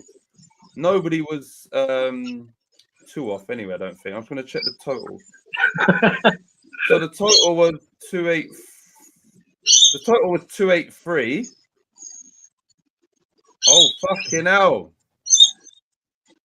Because of that, One sec. Let me make sure this is the right thing. Robert 37. Because of that, Darren once again is now got 100 points because he. Right. Let me just show you what I'm talking about. Oh fucking hell, Darren! You better shake Robert's head. No, this one. So watch. Let me remove this comments. Let me take this down. So Darren. Here in the red, obviously 281 was everything combined, right? And that's why I said you was one off. Obviously, with those two cards, it's 283. And if you could see, that'd be right. You jumped over me. I was fucking one away. Now I'm still one away. Yeah. So if only Boeing got booked or only Lamina, you would have benefited from Robert's VAR. But Darren, who is just like us now, that's the second time he's got that. I was trying to check cards. So cards are now 41 rather than 39. So Wally was still one away on 41. So that didn't affect anything else apart from the total. Okay. Darren, yeah. So I'll add that anyway. So wow. Thanks for that, Robert. Done, Robert. Yeah, so they would have added that fucking after, like way after. That's all right. That gives hold on, Darren. Makes it a good week. Robert, I'm glad you noticed that though, because I'd hate to that. Yeah, when you just miss things, when it takes so long to go through it, and then so I'm just glad that you've picked up on that. Hold on, Robert. What was I going to do? Comments. Eating a toast. Yeah, sorry. So I'm glad. Yeah, I'm glad I'm not keeping you lot up. And he said he's not sleeping. That's just cool. Cheers, Geezer. Says Wally. 3-2-1. Yes, says Freshie, another 10 points. Check the cards. I've done that. I make it 9. You're correct. Brawling after the whistle. Yeah, fucking hell, on the floor. Lucky Dick now buggered. Could have been, but yeah, it was just that. It was just the total, thankfully. Wally almost could have benefited from that as well if it was just one card. You skipped over me. Yeah. One short, one too many. Robert says, do I get points for brownie points? I think you should, Robert, to be honest, picking that out. Well, at least a thank you from Darren. Yeah, exactly. Darren, or maybe Darren wants to share some of his points of view. Yeah, 50-50 there. Yeah, it should be. I was about to say 50-50. Darren's listening in as well. You know what? We'll leave it to Darren. Yeah. I'm sure Darren will do the honourable thing. So no, I don't think he will. Bollocks. He gets the 100 points. That's it. Geezer's night gets worse. Says. So near, but yet so far. Right. Right. Okay. Right. So the final game was. Wally says Darren should give you some points. Robert says Wally. I think you should give us some points, Wally, after we picked all your. Anyway. Yeah. What about that one? Right. Leeds United 2, Derby 0. There was only one card, which is terrible. 12 corners, 7 shots on target, which is also terrible. So, Leeds 2, Derby 0. What do we pick for the correct? That's the first time I've looked at it, Gazer. Fucking get that up, you boys. And you, Gazer. And you, right? Looking across. I might have. Anyway, I might have copied Inky here with a 2-0. Who knows? Right, son. I said 2-0 to Leeds. There you fucking go. Sorted. You said 2-0, sir. Well done. Robert said 2-1. Oh, he gave Derby a goal, Robert. Never. 2-0 said Inky, another winner. That's going to tip Inky over to the... Freshie! He's fucking gone up there and that. He's picked 2-0. 2-2 said Lawrence, no chance. 2-1 said Wally, brilliant. 2-0 said Danny Boy. Off the mark, Danny, son. Yeah, Leeds helped it out. 3-1 said Darren. No, that's something. Fucking hell, things are so bad. Well, that there is probably going to see Inky win tonight's show and also go above you into second place. Yeah. Fuck yeah, I forgot about that bit. Inky's put my second spot, Inky boy. Five of us correctly predicted that score, and did we have an agreement? If 5 people pick the same, they get 100 bonus points or something. I'd leave it. I'd leave it to the other three. If they agree, we'll have it. Yeah. Right. So, like I said, one card. No one ain't getting that. 12 corners, maybe, and 7 shots on target. So let's see how we finish off the scoring. Right. 1, 12, 7. No. Oh, I correctly predicted 7 shots on target. So I'll have another 10. So that's 25. Not bad. Not bad. 1, 12, 7. Nothing for Wally. 1, 12, 7. Nope. Robert correctly predicted 7 shots on target. So 10 points for Roberto. 1, we need that. 7. 1, 12, 7. 1, 12, 7. And that's it. So 10 for Robert. 15. Yeah, that's it. I'm not even going to say all the 15s because a lot of correct scores. So when you're ready, if you can let me know how many points everybody's got, I will put that in and I'll add Darren and Robert's 100 to that, and then I'll put it to next week's league table. Yeah. Right.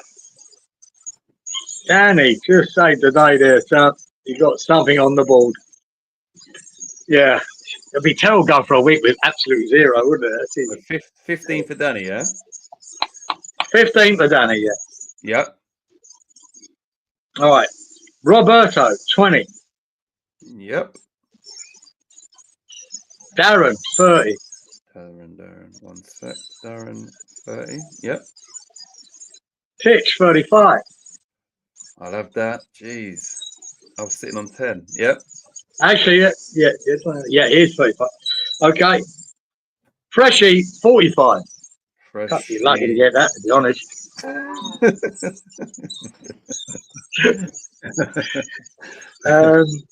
I got a magnificent 50 in the end.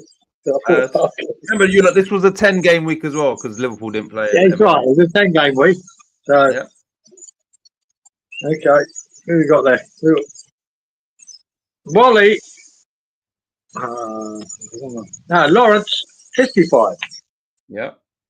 Decent. Then Wally on 80. 80 points. Yeah. I don't think I've missed anyone, have I? Inky on 95. Well done, Inky boy. 95 for Inky. Right, so let me just get here. One sec. Cheers, Titch, for the 15 points. No worries.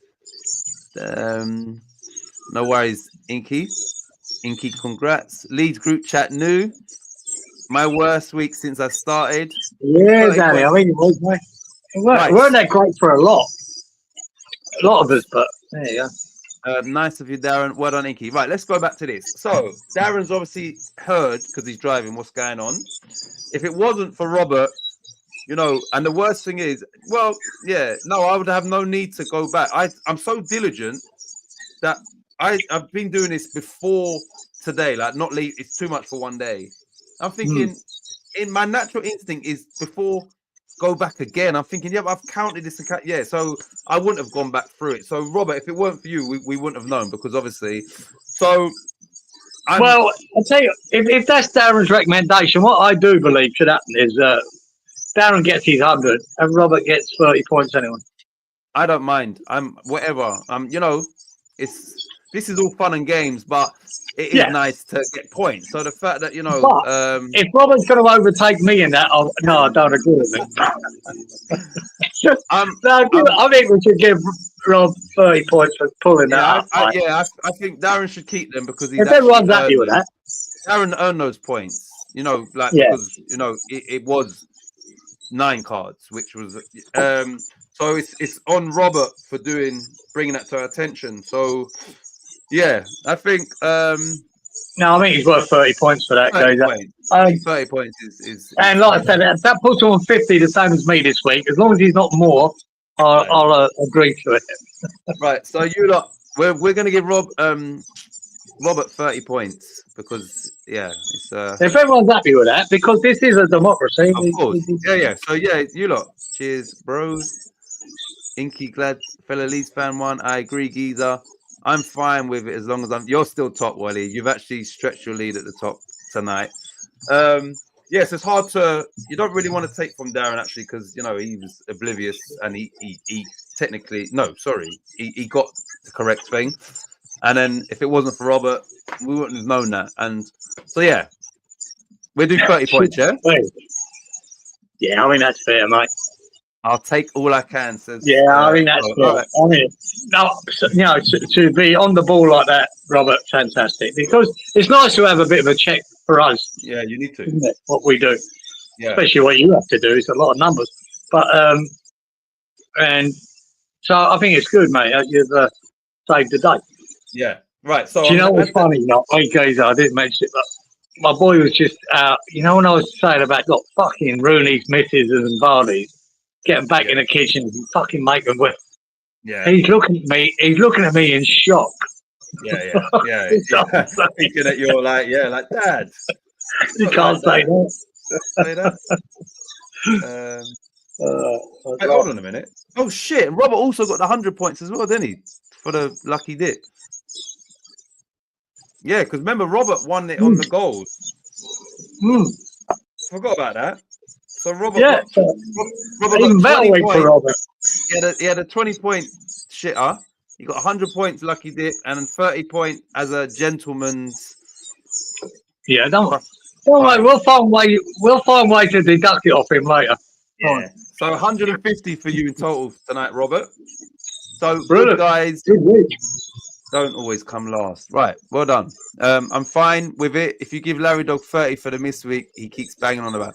I wouldn't even mind doing that either. I really wouldn't mind because obviously you lot have your systems. Lawrence never had a system, so it's like we're almost like at that point because we hadn't got far. It's almost like we're just cheating. Like okay, well you understand? It's just like we're just making Now obviously people have their systems, so once again I'd have no problem with that.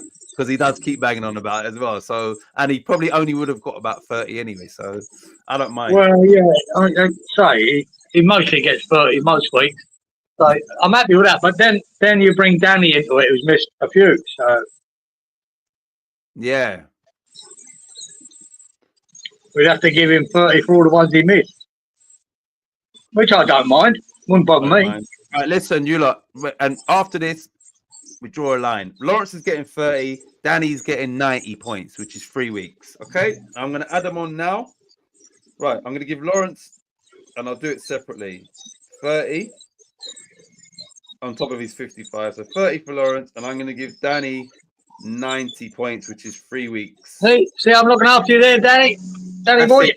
Everybody is covered now. Lawrence can't moan. Danny should be happy. Fair. Yeah, we're done. Everybody's got their points, and that's as long as Wally doesn't get anything fucking extra. I'm happy. Right. Now we got to give Freshie 30 points for recommending that Lawrence gets 30.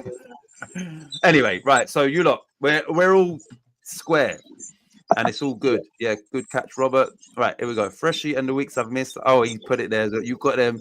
Yeah, and Danny's missed weeks. See, I didn't even read all this, and I was on it straight away, guys. I knew what was coming. I knew. I didn't even. I was joking, but yeah, why not? See, I'm okay with that for Lawrence. Thank you. I was joking. I didn't even see you. I didn't even see you. I think it's fair because I don't like people missing weeks and they're behind. I think, like I say, that sort of lowest score is around 30. So if everyone gets 30 for missing a week, I mean, we'll do that anyway. If someone misses a week without giving us a system or the scores, we'll give them 30 points or equivalent to whoever gets the lowest points that week. Yeah. All right. Do I look, Freshie? Do I get 30 points for falling asleep? I'll let you answer that. yeah, that's right. He fucking fell asleep last week, didn't it? Fucking disappeared. But thankfully, he did have his system in place, and we used that. Right, you lot, we're all square. I'm glad that that's all sorted as well. So all of those scores have been added to tonight, all of the 30s, the 100s, and all of that, and then I'll put that onto the league table for next week. Anyway, shall we quickly take a look at the league table with all these points added? All too confusing now, unless you can change it. No, I can't change it on here. I've got to do it on my phone. But right, okay. So Wally is 1065. Add tonight's 80. So that's 1145 for Wally. Right, Giza, you have actually. I'm sure you've dropped down, but you got, what did you get? 50. So you got 1095. Yeah. Inky's got 10.95 as well because he got 95 tonight. So you're Oh, level. he did too, yeah. Oh, all right. Me and Inky are second. And There you go. alphabetical order, you stay in second. Maybe. Yep.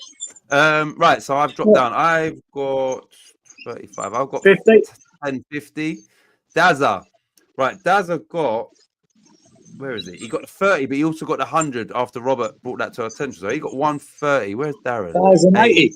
1080. Fucking hell, he's gone above me as well. Freshie. Yeah. 950 plus tonight. Fresh. 45. So 95 for Freshie. Yeah, I still can't break that 1,000, guys. Right. Robert got 150. So he's got 1045. Because he got 150 tonight. Yeah. Lawrence, including his 30, got 85 for tonight. Just So over he's the on 1,000. 965 for Lawrence. And Danny got 90 and 1,505. So Danny's on 630 now. But obviously I'll do that, and next week we can see that. So that's that done and dusted. Now we're gonna have to fly through these predictions, right? Let me Yeah. I got 105 points for that 90. Yeah, you have, Danny. Jeez. Yeah, you have. Right, so you lot. I'm glad that you lot can stick around as well. Like, yeah, I know it's dragged on. It does fly. Time does actually fly, especially when we get onto something and start talking about it, like something specific or whatever. Give us a name. Give us a team. Right, sorry. Let me get banners. Right, the first game is Arsenal v Everton. Right, let me give you Lawrence's because he texted me. One sec. Lawrence said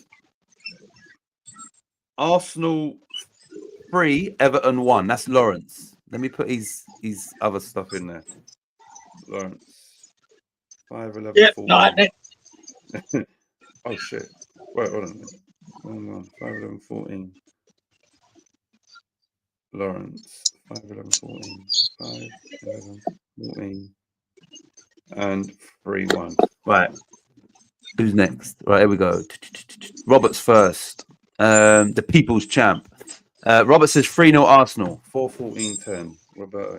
4, 14, 10. 4, Yeah. 14, I think that's more 10. incredible. 3-0. 4, 14, 10. Inky's also said 3-0. Little group chat going on here. 5, 10, 10. Mhm. I think that's an obvious pick. The 3-0. To give Everton a goal, maybe. It's 5, 10, 10. 3-0. they might. Danny said 2-1 to Arsenal. 5, 10, Yeah, Danny, you're giving Everton a goal, guys. That's why. Had a poor week last week. 10, 2-1. Freshie has said Big 3-1. 3-1. See another Arsenal. one. Oh, I don't know where these fuckers. I don't know what they've been watching. Everton ain't getting out of the fucking halfway line. Never mind. Okay, sorry. Right, Freshie, I know what you're thinking. So, Robert, right, Freshie says, oh, Spurs 1, Ipswich 2. 599 for the champ. But fuck off, Reggie. What the fuck are you on? It's not what. Oh, that's what he wants to happen, not what he thinks of that. He's gone 2-1. Oh, mate. It reminds me of me when I was fucking 18 going to Tottenham. Fucking hated them with that much passion. He would never pick up the ball.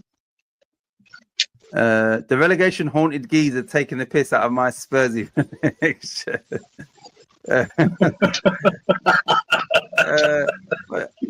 I know, but it's fucking unrealistic that one. No, I can understand the hatred of Spurs doing it. Not a problem.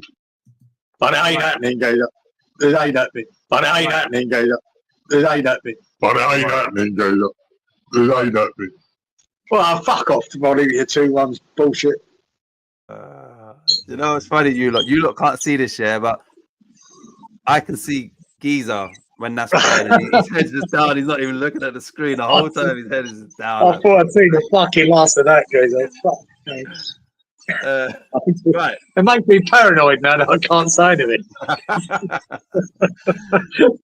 I know. Right. So, right. Anyway, Who was the last score I Wally. gave you? What we go with Wally? No, Wally said 3-0. How was he? Yeah, 4-11-11. And he's changed up his thing a bit. For We're looking at Darren and us. Darren says 4-0.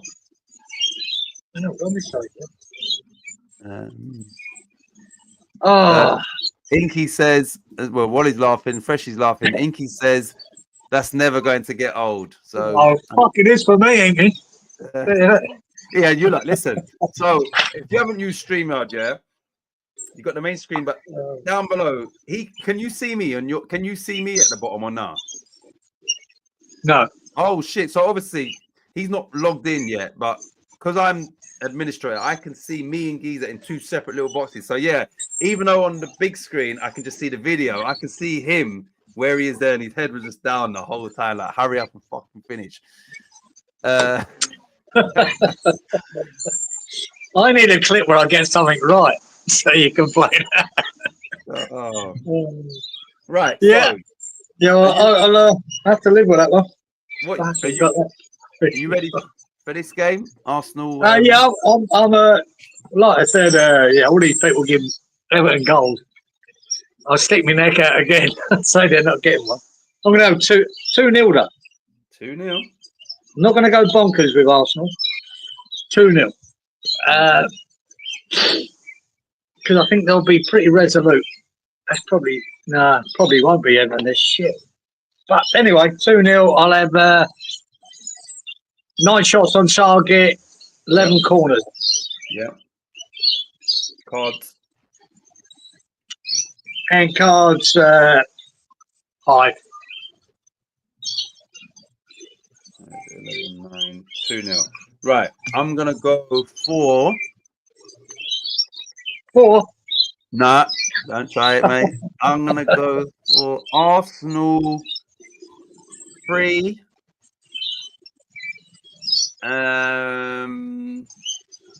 Wait, hold on a minute. Right, I'm gonna go Arsenal 3. I'm gonna go 3-0. But what did Freshy pick? Because I think I've got him the wrong score. I've got 2-1 for Freshy. 3-1 I've got. Yeah, it's 3-1. Yeah, sorry, because on here I've clicked the wrong thing. I'm going 3-0. 3-1 for Freshy. Right, right, cards and all that. I'm gonna go 6 cards. Corners. Arsenal's gonna have quite a few, I think. I'm gonna go 13 corners. I'm gonna go shots on target. Arsenal gonna be on. Yeah, I'm gonna go 10. And I said 3-0.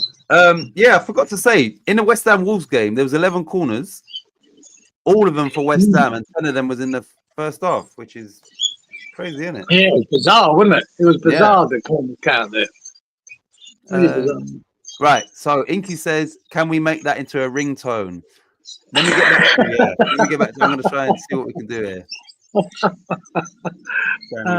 Yeah, I've got Danny's. Yeah, I just clicked the wrong thing. Sometimes this phone you click the wrong thing and whatever. But yeah, I've changed it. I thought it was 3-1. Freshy, watch it be 2-1 now. Laugh out loud. Right, you lot. The next game is Liverpool v Fulham, and I'll give you Lawrence's score now. Liverpool Fulham. Lawrence has gone 2-1 Liverpool. 5-11-12. Lawrence. 5-11-12. 12. Yeah, Fulham. Yeah, they're tough game to pick this one, guys. With Fulham lately. It's not as straightforward as you might think in past years. Well, Robert's also gone 2-1. 17. Robert.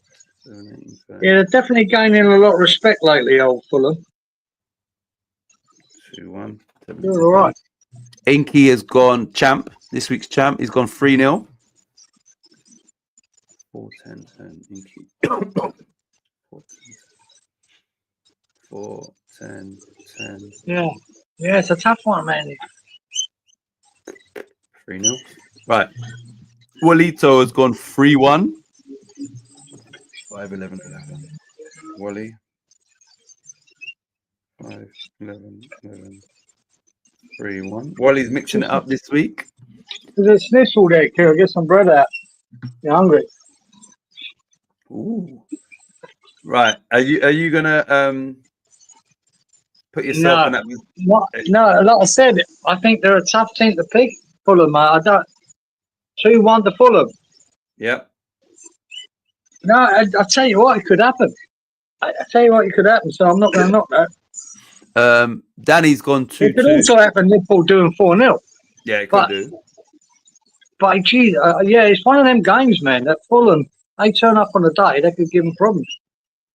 I don't know. Don't know what I'm going to pick myself, to be honest. No, not the way yet. Danny's gone 2-2. Danny 2-2. And Darren has gone 3-1. 5, 10, 10 down. Yeah, you'd expect Liverpool to go over the line. But, you know, man. Fulham just, they just drew at Arsenal, didn't they? Remember, and Liverpool, I know they played Champions League, but they did have a rest in the Premier League, so they're not as tired as it could have been. I hope Freshie gets this one right. Oh, Liverpool, Fulham to win. I think he is thinking along the same lines. I am, but I don't know whether I'm brave enough to fucking pick Fulham. Well, I'll go. I'll give you some time. I don't know, man, yet, but I'll go just so you got a bit more thinking time. I'm gonna go Liverpool. I'm gonna go 2-0 Liverpool. And now let me just give you my cards and all that. I'm gonna go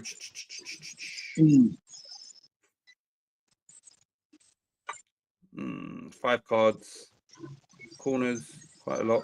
14 corners, shots on target, 9, and I said 2-0 Liverpool. Liverpool. Right, now it's over to you.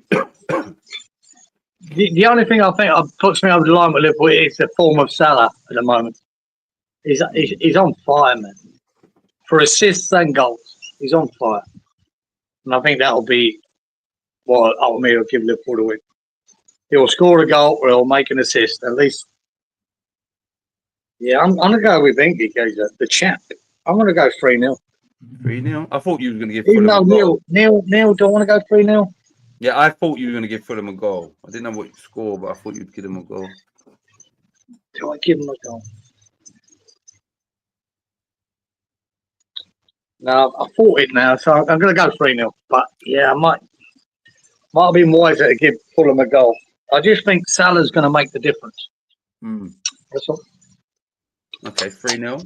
Like, Fulham turn up on that day, guys, and really rock them. It wouldn't shock me.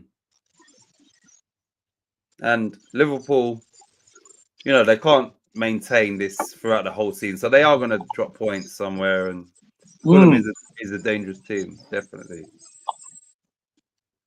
All right, what about your cards, corners, and shots on target? Oh yeah, 5 cards. Yeah.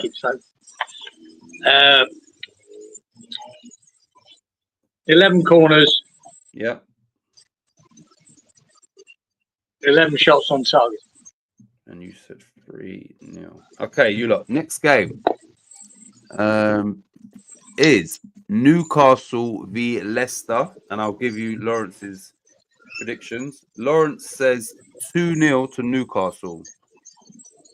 4, 10, 11. 2-0, Lawrence? Yep.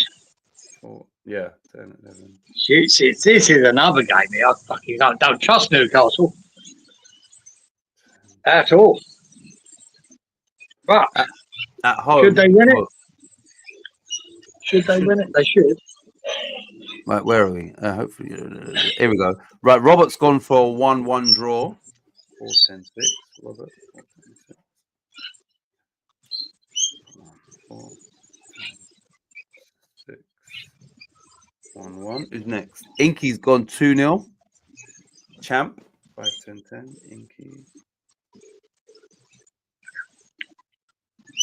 Okay, 2-0. 5, 10, 10, 2-0. Who's next? Danny Boy is gone 1-2. This is going for a Leicester win. 379. Danny. Yeah, that would be a shock. 379. Freshie has also gone for a 1-0. 599. 5-9. 1-1. Wally's gone 3-1 Newcastle. 3-9. Wally's mixing it up. He's gone 3-9-9 with a 3-1. Yep. 3-9-9. 3-1. Right, we're waiting on Darren, or did Darren? Yeah, Darren. Struggling to find.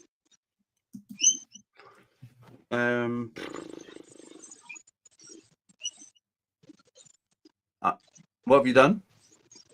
No, you're up again. Oh, right. I'm gonna Yeah. go. So Darren still, but I'll go. I'm gonna go. Newcastle 3, Leicester 1, and I'm gonna go Newcastle. 4 cards. We would go 12 corners, 8 shots on target, and I said 3-1. So it's Darren. Darren says 2-1. 5, 10, 10. Darren. 5, 10, 10, 2-1. Yeah. Unlike you. Plus I cover Wally's bucket score 3-1. Now, yeah, I think it could be about that. I think Leicester have a little good start. They've had their bounce. Now it comes to an end. So, 3-1. 4 cards. Yep. 9 corners. Yep. 8 shots on target. Give us a second, Mike. And you said 3-1. Right, you lot. The next game is Liverpool for Newcastle. Boom. Right, this is relegation battle. Obviously, both teams I think are on 9 points. Let me just check this. So it's Wolves v Ipswich. I didn't already say that. Let me check the league table. Standings. They're both got 9 points. So Sorry about that, mate. Even a win doesn't take any of these teams out of the relegation zone because, like I said earlier, there's a 4-point gap between them and Crystal Palace. So a win is vital for either team. Wolves v Ipswich. This is right. Let me give you Lawrence's score. Lawrence has said 1-0 in this game. 5, 10, 10. Yeah. Wolves versus Ipswich, yeah. Yeah, that's got sort of a drawy vibe, isn't it? Yeah, it's you don't want to lose this game if you're playing because of the opposition. Right, where are we? Hold on a minute. I think Inky's the first one for this game. Yeah, he must be. Right, Inky says 2-1 to Wolves. 4-11. Inky. Champ. 4-11. 2-1. Next is Roberto. 3-1 says Robert. 5, 9, 10. Robert. 3-1. Walito. I know Wally felt good typing this one because he's out of his comfort zone, but Wally's gone for a 2-1 Wolves. 599. He's mixed it up, but he needed to get a 2-1 in at some point. Otherwise, he would get anxiety. Oh shit! Sorry, Wally. I put 699. 599.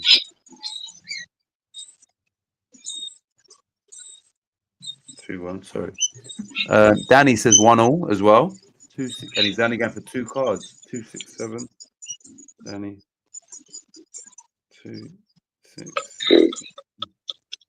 1-1. Mate, his job's on the line. Here goes up. Freshie has gone for a 2-2. 599. Yeah. It's got that draw vibe about it. I just think Gary O'Neill has to fucking win, man. It has to.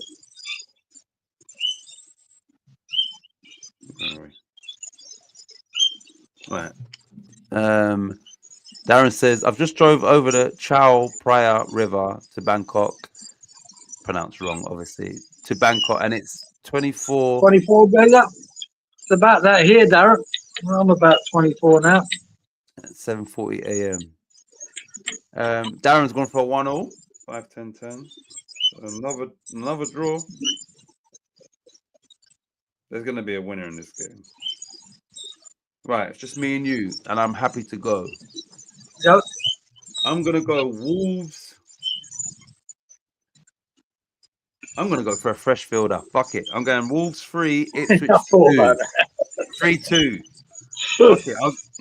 Because they both can score. They both definitely can concede. I thought West Ham Wolves would have maybe had more goals. I went 3-1, I think, for that game. I can't remember. Yeah, I think I did. But this one here, I think that nervousness at the back could lead to errors and stuff like that. So I definitely see goals. I mean, it could be 4-1 Wolves, but I think it will be both teams looking as good or as bad as each other. So I'm going to go for a fresh fielder. Let me just get the rest of it in. Right, let's go. There will be a lot of cards. I'm going 7 because of the nature of the game. 7 cards. We will go corners, not too many. 7 corners, low for me. I'm going to go shots on target.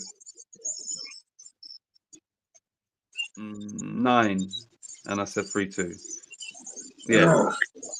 I've got three results in the edit, but even though I said it's got a draw sort of written all over it, I'm not going to go for that. I just think Wolves have to win. Ipswich need to win, but I've almost already relegated them.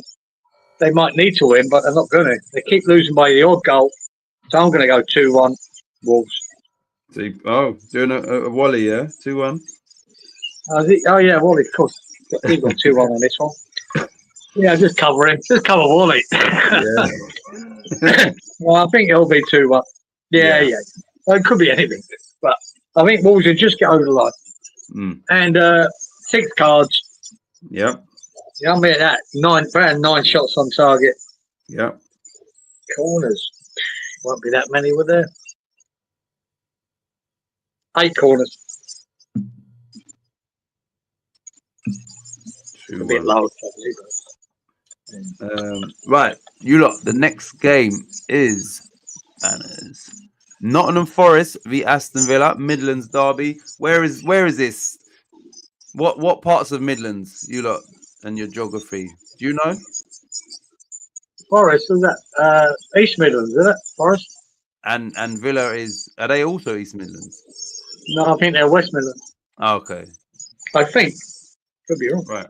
Let me tell you Lawrence's predictions. Lawrence has gone for Forest 3, Villa 1. 4, 11, 11. Lawrence. Yeah, that's ambitious. Right. Shit. Where was he? 2-1. That was Wally, I think. Danny. Right. I think Danny is the. Wait, hold on. Darren. Oh, no. Here we go. It's here. It's Robert. Right. Robert says 2-1. I was just seeing which one was the next comment down. So Robert says 2-1. 4, 13, 10. So he's gone for Forest as well. All right. I think this could be tasty, this game. Could be. Villa had one of them, isn't it? It's hard to nail them down, isn't it? Mm-hmm. Hit or miss. They've had a game in Europe as well. And I think Villa's not great. The statistics show after a European game this season, they haven't been great. I think it was Villa, though. Inky's gone for Forest 1, Villa 2. The champ.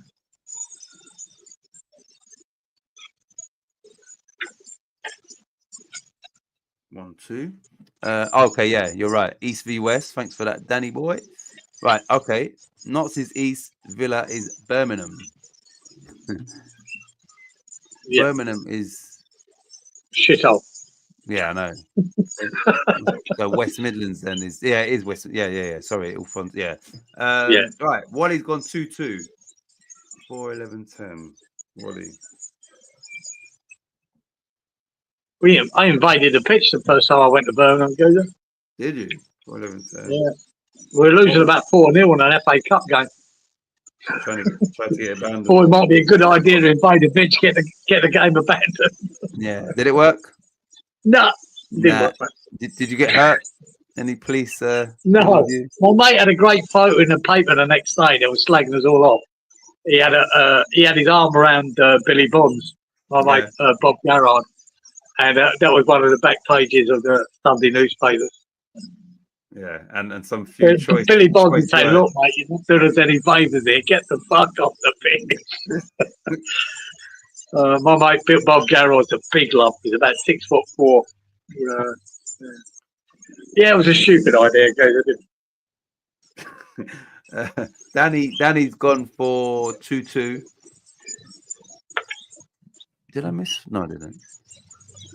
No, a lot of draws. Freshy's gone for a 1-1. These are all in the draw group chat. Yeah, I must say, I was thinking the 2-2 myself, Danny Boyd, and Wally as well. It was sort of first thing that come in my head. It could be one of them sort of 2-2 draw. Darren's also gone for the 2-2 draw. Yeah, it must be that. Right, Darren, that you don't mean 20 on target, do you? You must mean 10, which is your normal system. Because I'm sure, Darren, you mean 10 shots on target, yeah? I'm gonna put 10, 5, 10, 10. 2-2. Wait, hold on a minute. Yeah, most people picked to draw for this. Was that when we lost to Forest at an FA Cup semi-final at Villa Park, Geezer? No. When I was at that game as well, Freshy.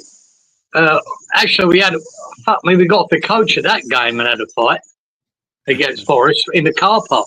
It all kicked off. My mate got dragged away and got thrown in the nick, and they didn't let him out till 10 o'clock that night. Once everyone's gone home. We actually got to the game.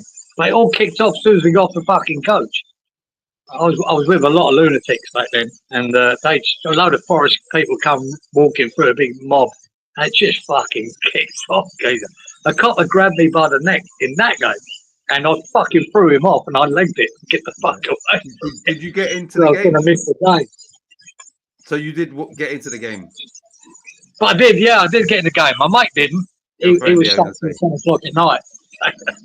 But no, it was long before that, Fresh, because I was back from Australia for that game. A lot of my mates out of Hornchurch, they had the Southend first team coach to go to the game. Brilliant. But that was years and years before that.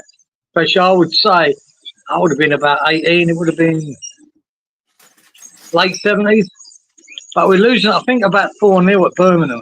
And then it was on the news. It's on the papers. You can find it. We tried to invade the pitch, and yeah, we invaded the pitch, but it didn't work. It didn't work. Yeah, we lost. I think it might have been a quarterfinal, Freshie, but my memory. Not sure. All right, it's just us two. Do you know your score? Do you want me to go? Go on, you go. But I'm looking at. All right, I'm gonna. Sorry, I need to take 1 minute. Might follow the champ. I'm gonna go Forest 2. I'm gonna go 2-1 Forest. Really? Yeah. Remember the last game they went away to Man United and won 3-2. It's a derby. They're at home. Villa have played in Europe since then, and Villa's form after their European game, I don't think it's the best. Anyway, right. So I'm gonna go. I think one of them good. Sure. Cards. Someone's gonna get a red card. I can feel it. Anyway, I'm gonna go 7 cards. Corners 9. Shots on target 8. I said 2-1. Yeah. Yeah, I think any results possible here. Goes. It's one of them. Yeah. Yeah. Any results possible. There's not a bad fucking scoreline here. The 2-2 does fancy. I do fancy that. Huh? But like Roberto, he went 2-1. You went 2-1. Forest. Inky. Inky. I'm going 2-1 Villa, Okay. and I'm not confident of that. But anyway, we're talking, 7 yellows. Yeah. We're talking 9 shots on target, Yeah. 10 corners. 1, 2. In response to me saying there's going to be a red card, Freshie said John McGinn red card for being John McGinn. He's going to be the difference, Freshie. I'll write that down here. Look, McGinn wins the game for fucking Villa.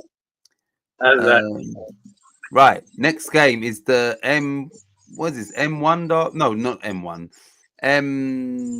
What's this bloody derby? Brighton v Palace. That derby. What's the motorway?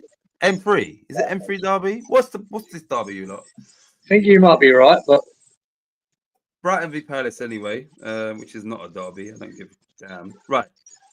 Lawrence has gone Brighton 3, Palace 1. 5, 11, 12. Lawrence. Brighton versus Cardiff. Jeez, another one. This is another one. Fuck me hard to pick. Isn't it? Yeah. There's no wrong fucking scores here, boys. There.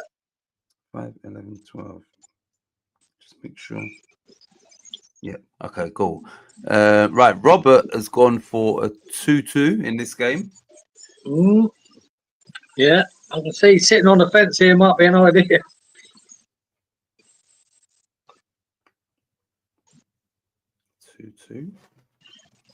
2-2. Inky's gone 2-1 Brighton for Inky, the champ. 4-10-10. Inky. 4-10-10. 2-1. 4-10-10. 2-1. Danny's gone 1-2. So Brighton 1, Palace 2. 3-6-8. 3-6-8. Yeah, this is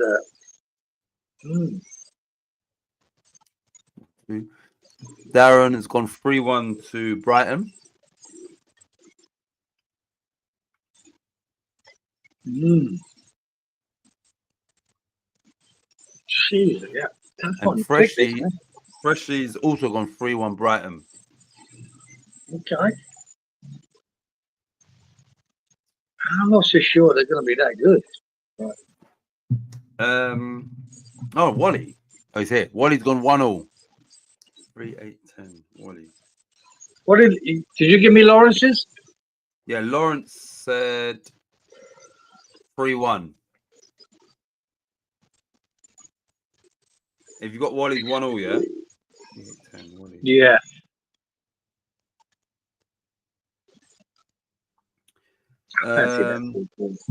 Let me go. I will go. Yeah, I've already written mine down, but not. I'm gonna go Brighton 2-1. It's looking like a 2-1, but that might be too obvious. So I'm gonna go Brighton 2, Palace 0. We are going. No, I'm not. Change it. I'm going 2-1. I'm sticking with my gut instinct. I'm going 2-1. Palace will score. I knew that. I hadn't written it down. Here you go, Jack. 2-1. Right, let me do this. Cards. Let's go 6 cards. Corners. 13. Shots on target. 11. And 2-1 for Brighton. What about you? Yeah, I'm gonna. My first thought was what Robert did, 2-2. Okay. I think, and I can. But I say this is another one. It could be anything. Mm. 2-2, mate. We're going to have, got to be 7 cards in this. There's got to be 11 shots on target, Yep. 9 corners. 2-2. Oh, the next game, everybody. Oh. Man City v Man United. Now, No, that's strange, isn't it? Lawrence predicted City 2, Man United 1. This would have been an easy game to pick a couple of weeks ago, or say a month ago. Yep. Not so much now. Not so much. You got Lawrence's score, yeah? 2-1, yeah. Yeah. Yeah, this is a massive game. Where was we? Darren, Brighton, Wally. Here. Right. So Robert has gone for Man City 1, Man United 2. Fucking hell, Robert. In there, putting the fucking boot in. Sweet. Yeah, this is tough. This one, I don't know if Man United is even though Man City is not. I don't know if Man United is the team to beat them. Well, I've been backing Man City for the last fucking 6 weeks. They keep fucking it up. So Yeah. it's hard. It's a hard one to pick, mate. Oh no! Hold on a minute. Whoa! No, he's not. Wait, hold on. Wait, what's going on here? Right, Robert done this, and then he done this. Right. 3, 2. So yeah, Robert, just put your thing in. So ignore whatever you've put here, because clearly that's 2 different things. Just put your whatever you do after. Just put that in, so we know that's what it is. And I can just 6-1 Man United. That's what I've read. Because yeah, I'm not sure. Right, we get back to Robert. Wally says 3-1 City. Yeah. Yeah, well, he's still hanging on to the City of old. That's what he should be. Right, that's my next score. Right, so Robert, this one here, just confirm this is for the Man United or Man City Man United game. Right, Darren has said 2-1 City. 5, 10, 10.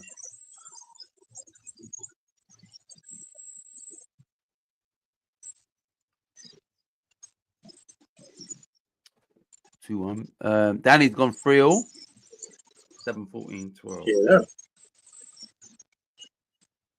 That'd be a cracking game. 3-0. Inky's gone 2-2. Inky. Champ. 6, 11, 11. Yeah. I don't know what to pick for this game. So Freshie's gone 2-1 Man City. 799. Fresh. And he's changed his cards for the derby. 709. What did he say? 2-1. Yeah. 7 cards. Yeah, so we've got Robert's correct thing for this game. Thanks. Yeah, that's what I've got around for, isn't it? 1, 2. Yeah. Right, so it's just me and you. Do you know yours or do you want me to go? You go, bloke. Yeah, I thought I'd know it, but I don't. This is so hard. I'm gonna go. Remember, Amarin has already beaten Pep as well in this bad run of form. Shit. Yeah. This might just be optimistic for goals, but I'm gonna go for a fresh fielder. Man City 3, Man United 2, because yeah, they're leaky at the back at the minute. Right, I'm gonna go for eight cards. Let's just have it. 8 cards. Corners. Not too many for United. I'm gonna go 12 corners, mostly Man City. Shots on target. 5 for them. 9. 11. And I said 3, 2. Fresh fielder. Over to you. This is hard. That's a hard one, man. But I'm still at the belief, man. City's got to come good. Yeah, I have to. They've got to come good at some stage. So I just don't know when, but maybe it's this one. 3-2 is not a bad shout, to be honest. Because they're letting in goals at the minute. They are. They're conceding goals. That's their problem. I'm going to go free. I'm going to do who else? Yeah, Wally's done it. 3-1, yeah? 3-1 to City. Okay. Presuming they're not keep on this slide, but good luck with that.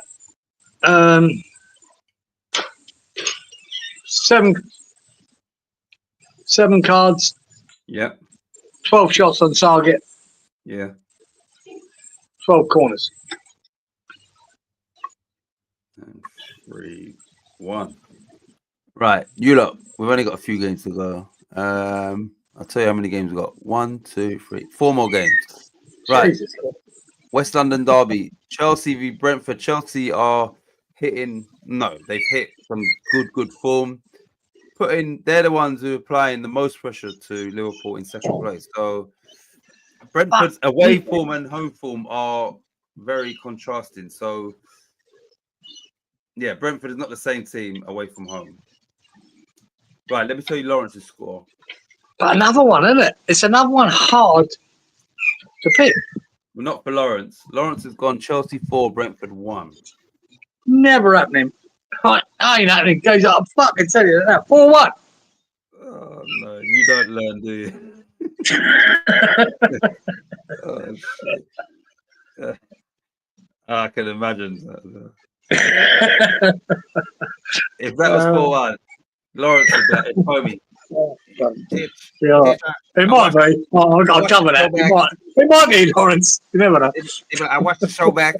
You better get me on that old geezers there. What he said there, okay, buddy. No, I think this will be a tight bloody game, guys. That's all. I just don't see Chelsea running away with it. But I must say, I am getting more impressed with Chelsea week in, week out. But I don't see that flogging coming. Who we got here? Right, let me hold on. Yeah. I hate when I keep losing. Boom, boom, boom. Man, you know. Here we go. Right. So Robert was first. He's gone for a fresh fielder. Chelsea 3, Brentford 2. Yeah, I was thinking that Robert myself, to be honest. 3, 2, 6, 7, 5. I think it might. Yeah. Inky's gone 3-1 Chelsea. Scamp 5. Was that Inky 3-1? Yep. Yeah. Danny has gone for a fresh fielder, but the other way round. He's gone for Chelsea 2, Brentford 3. Yeah, that's not happening. Even Danny. 2, 3.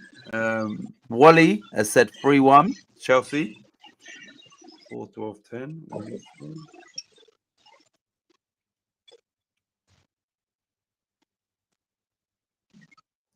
3-1. 4, 12, 10. Who's next? Daza has said 3-1 Chelsea. Darren 5, 10, 10.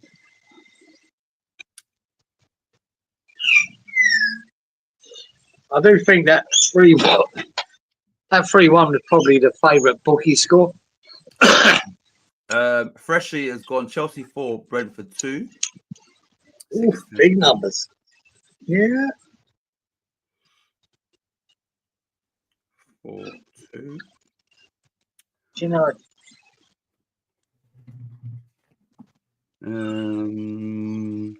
Yeah, I'm going Freshie.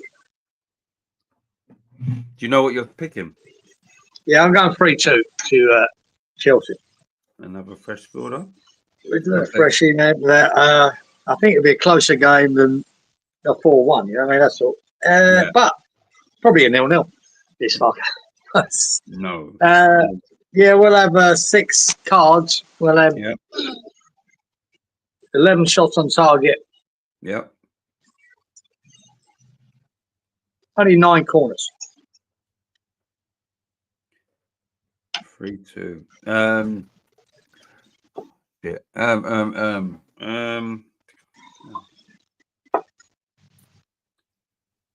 1-1 draw. Looking better now, Sam. Hmm. Oh man, I'm gonna go. Let me just be different from everybody. I'm gonna go Chelsea 3, Brentford 0. Oh, give him a slap. Cards. Whistle and Vermos flying, Jesus. Yeah, I know. You're not giving him a goal. I've just Okay. I don't look at people's scores. I just pick mine. But looking at it, I'm thinking, yeah, actually, I'm thinking 3-0. Nobody's put that, so I think, you know what? Let me just go something different. It So, could be right too. Yeah, I think 3-0. as much as I knock Lawrence there, I think any score could happen here. And yet again, like City Man U, like Brighton Palace, Forest Villa. Fucking hell, they're hard ones to pick, man.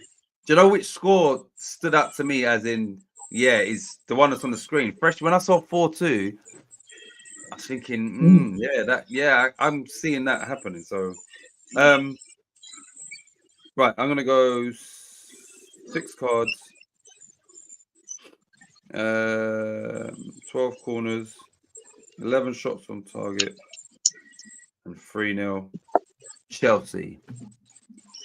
Right, next game is, and we've only got 3 more games. Southampton v Spurs. Southampton need a win. Like, I don't know how much difference it's going to make, but they need a win. And Spurs need to bounce back. This is another one, isn't it?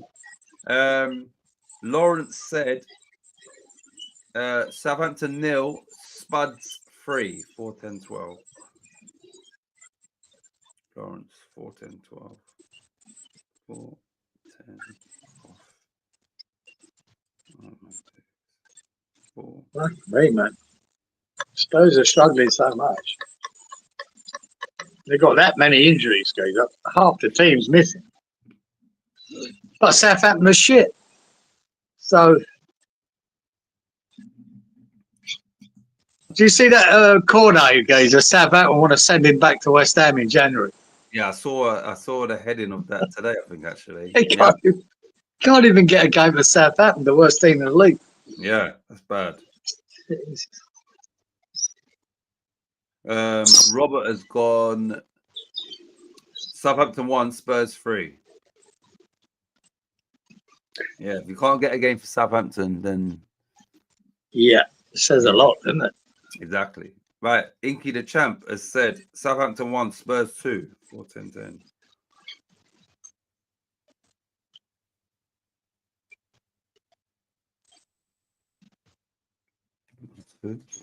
Wally's also gone 1-2. 599, Wally.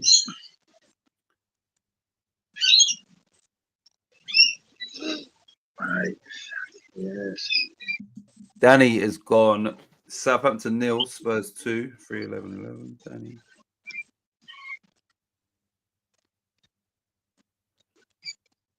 Nil 2. Come on. 2. Who's next? Freshie has got. Oh shit! Freshie's gone Southampton 2, Spurs 0. That would be lovely. 599. Oh dear. Oh, I'll tell you what, it'd be great, Freshie. They'll sack Big Ange. We can go and get him. Sorted. We can go on the roller coaster then.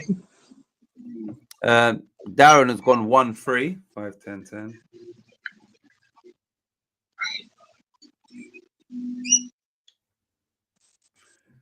Right.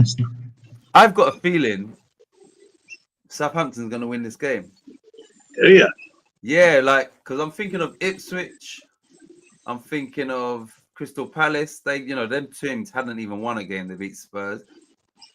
That was coming off of the back of Spurs having big victories. But going away to Southampton, they've got injuries. They weren't great against Rangers. And just come out publicly and slaughtered bloody Werner. So I think there's a few little cracks there.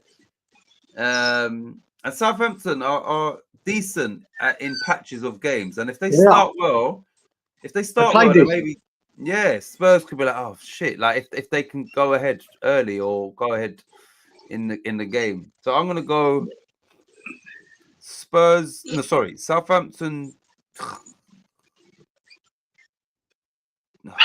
I can't get them 3 goals. I can't get them 3. I know you've built them up now. It's hard to write it down, isn't it? Them winning. No, not even winning. It's the amount. I was going to say 3 there. What? Exactly. I'm going to go Southampton 2, Spurs 1.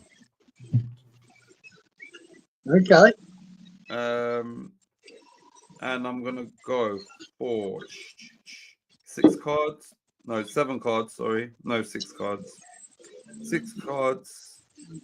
Corners. 9. Shots on target. 8. And I said 2-1 Southampton. No.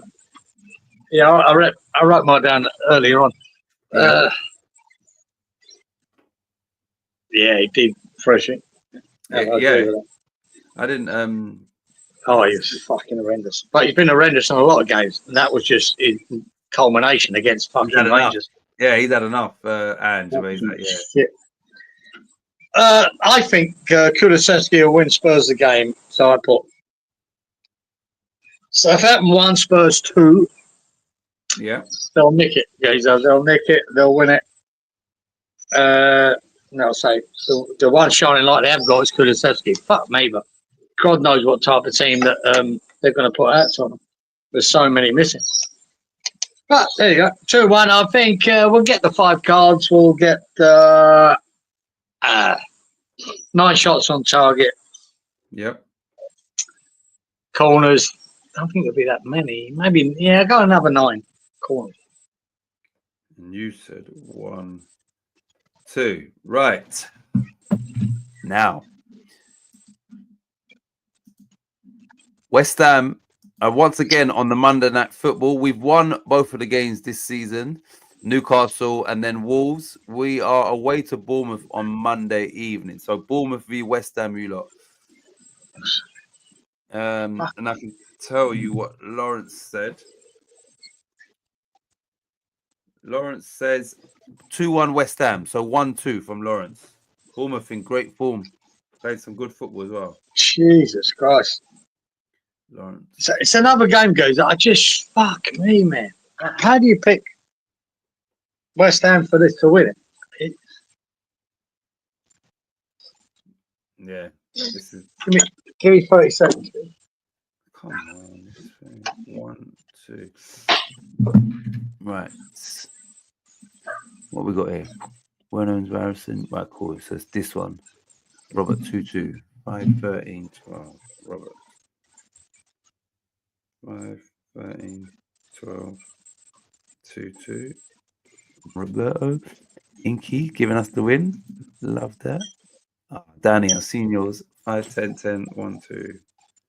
Inky.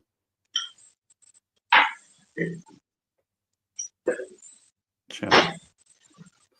1, 2. Oh, shit. Sorry about that. Fucking That's all right. Right. Robert has gone 2-2. Robert's gone 2-2. Okay. Inky has gone 1-2, so a West Ham win. Yeah. Danny's scores on the screen for you to see. Danny boy. 4-0. Yeah. Okay. 4-0. 4-0.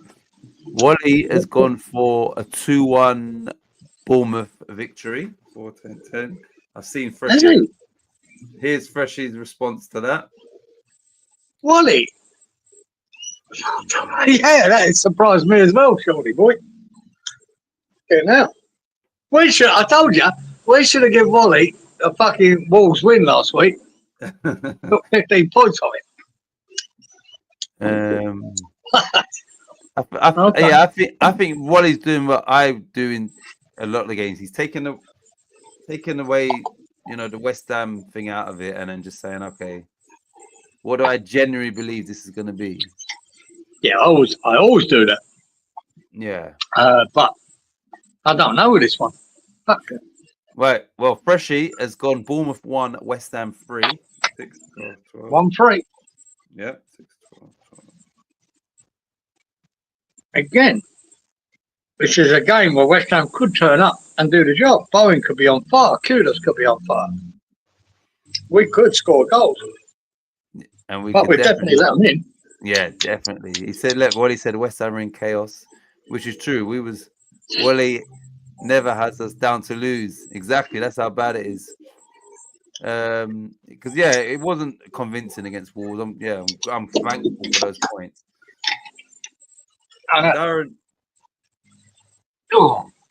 Darren says 2-2.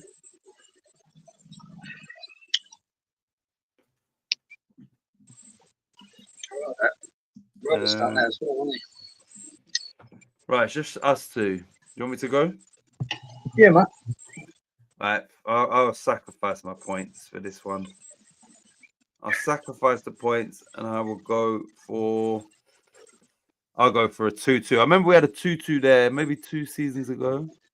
I think Hilaire scored, and for now, oh no, that was 4-1 in that game. Anyway, I know we had a 2-2, but I'm going 2-2, and that's me just forget the points. Let me just try and be positive. Tough. It's going to be a tough game for West Ham.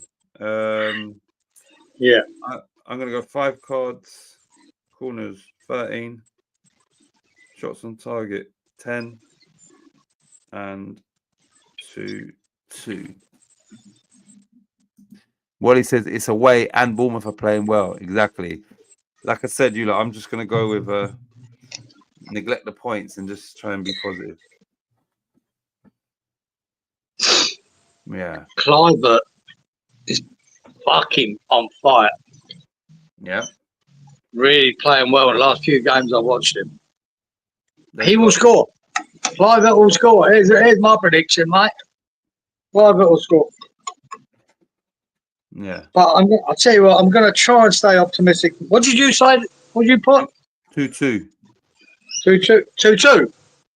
Yeah. That's what I had in my head when Robert put it down. I'm going to try and be positive. Freshie says, I don't doubt your judgment. Shocked. I hope Freshie's right. 3-1. I think it could be 2-2, but I'm going to go 3-1 Bournemouth. Okay. So I get points. Whatever one it is, I get points for it. Yeah. What about your cards and all that? Oh yeah, forgot that. Cards 5, corners 11. Yeah. Shots on target 8. 3-1. Read that. Look at the screen. I know. Especially if 2-2 comes up, I'll be fucking spewing. I hope I'm right. It would be a good game. No, 4-0 won't be a good game, Danny. It'll be a terrible game. 2-2. I'm just lost. You know when you lose absolute faith in the manager, which I have. Yeah. It doesn't bother me what the fucking score is, and that's worrying. I didn't give a fuck with that. Well, watching that Wolves game, geezer, I had no emotion attached to it whatsoever. And that's, you know what I mean? Just the way West Ham are at the moment. We're just in a flux. Yeah. Oh, God, are we getting a new manager? I think they've lost faith with him already, as we have. I just think it's just a matter of time. If they had someone in place, he'd be gone. Yeah. So to me, we're just plodding on until we do get someone. Yeah. So I just don't. I'm not invested in these games at the moment. Yeah, it's not good. That's sad to say, really, but not. All right. So sorry. Yeah. So Robert says that 2-2 I was talking about was in 2019. I do remember a 2-2, but obviously that's a while back. Right. So you lot, the last game, and I appreciate that you lot have stuck around all this time. Fucking hell, this is the longest ever. Freshie says I haven't lost faith. Oh, I have. Yeah, I know he's definitely rooting for. I'm rooting for. There's more faith in that manager, Freshie, not West Ham in general.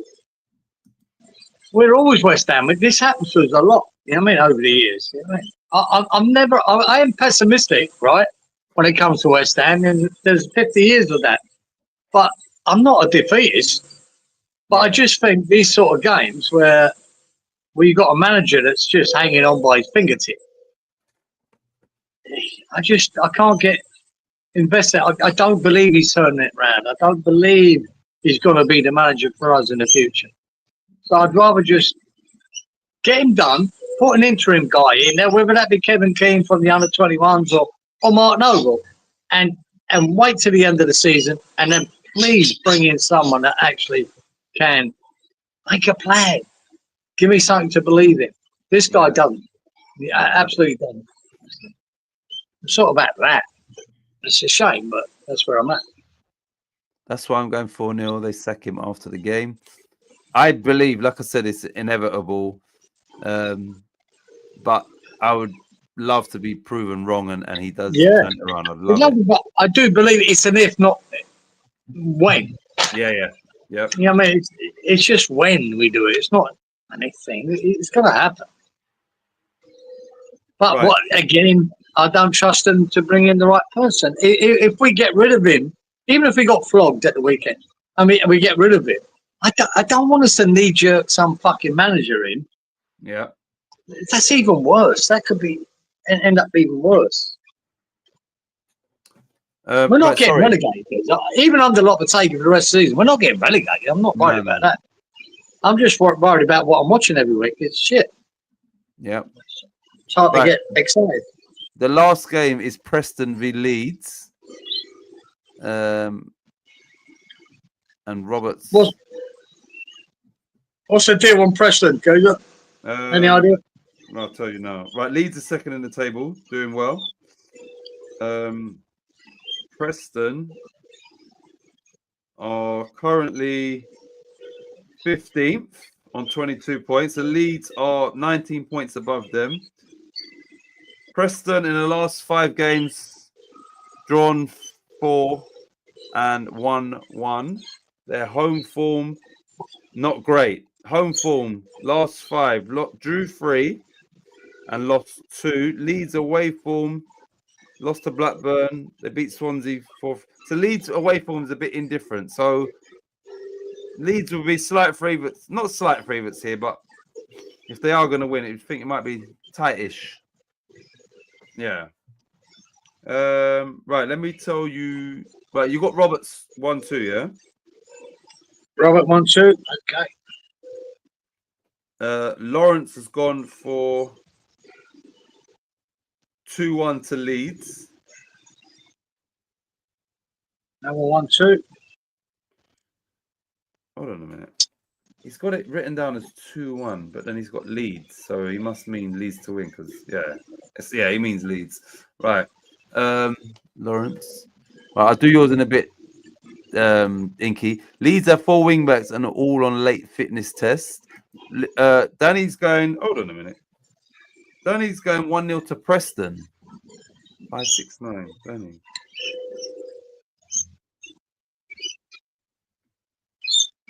Five, 6, 9, 1-0. We might have to play midfielders as wing backs. Preston are 15th.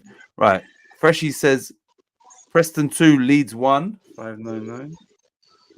Wow.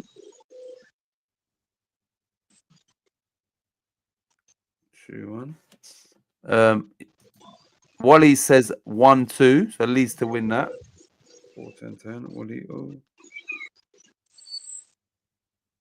10-10. 1-2. Darren has gone 1-3. There's no 5-10-10.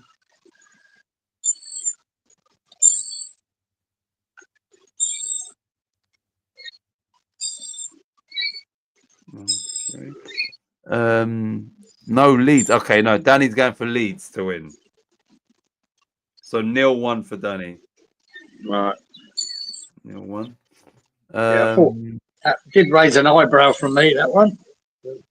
Right. I gave you Lawrence's score, didn't I? Let me just put Yeah. Yeah. I'm going 0-2, guys. Gonna give Leeds a clean sheet. Are they capable of that? I don't know. But 0-2. 1 sec. 4-10. Let me just. Sorry, I ain't put Lawrence's in. 4-10. 11. And Lawrence says 2-1 to Leeds. 1-2. Sorry, carry on. What are you going to do? Yeah, 5 cards, 9 corners, Yeah. and 8 shots on target. 8 and 2 there. Right. So me and Inky's score will be Preston 1, Leeds 2, 1-2 for me and Inky. And then I'll just give you the rest of my. Where's Inky? Here, 5-11-11. Yeah, we normally get the lead score right, Samson. Yeah. Looks like you'll be wrong this week because I've picked 2 now. It was 2-0 last week, so yeah. No repeat. No repeat. Right, I'm gonna go for cards. Not a lot of cards. 4 cards. Corners 9. Shots on target 6. No, 7. And 1-2. Right. That's that concluded. Fishfielder total. Oh, thanks for that, Freshie. Let me just screenshot that now, quick, instead of having to go back through the video. Thanks, I appreciate that. It looks like a big number, doesn't it? 302. Yeah. Oh, yeah. It does actually, because these cards are quite high, I think. Okay. In the last 3 game weeks, we've slipped up on our last game. Oh, Leeds. Well done, Inky. Robert, thanks for your VAR card check. Twitch and Kieran, thanks for the marathon show. Take care all. Come on, you fucking eyes. Right, you lot. The best appreciated. Yeah, much appreciated. You know, there's times where we speak about something and then, you know, we're longer than others. I appreciate you lot, as always, sticking with us, taking part. That was a bit all long. That. Yeah, but it doesn't feel like fucking 3.5 hours. Doesn't feel like it. No, it doesn't feel any longer than the others, but yeah. I'm just looking at the time now. Jesus, fuck. Apologies if you've been inconvenienced, because it is a long time. Thanks, well done, guys. Inky. Cheers, guys. See you Friday. Nice and Danny. Inky, well done. You lot, much appreciated. We'll see you Friday. I don't know if I'm going to do a watch along Sunday. I just got to see what's going on. If not, then yeah, we'll see you Friday.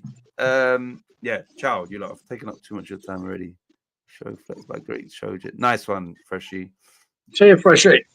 Nice one. Right, you lot. See you next week, yeah? And Later. Laters. Potatoes. Yeah.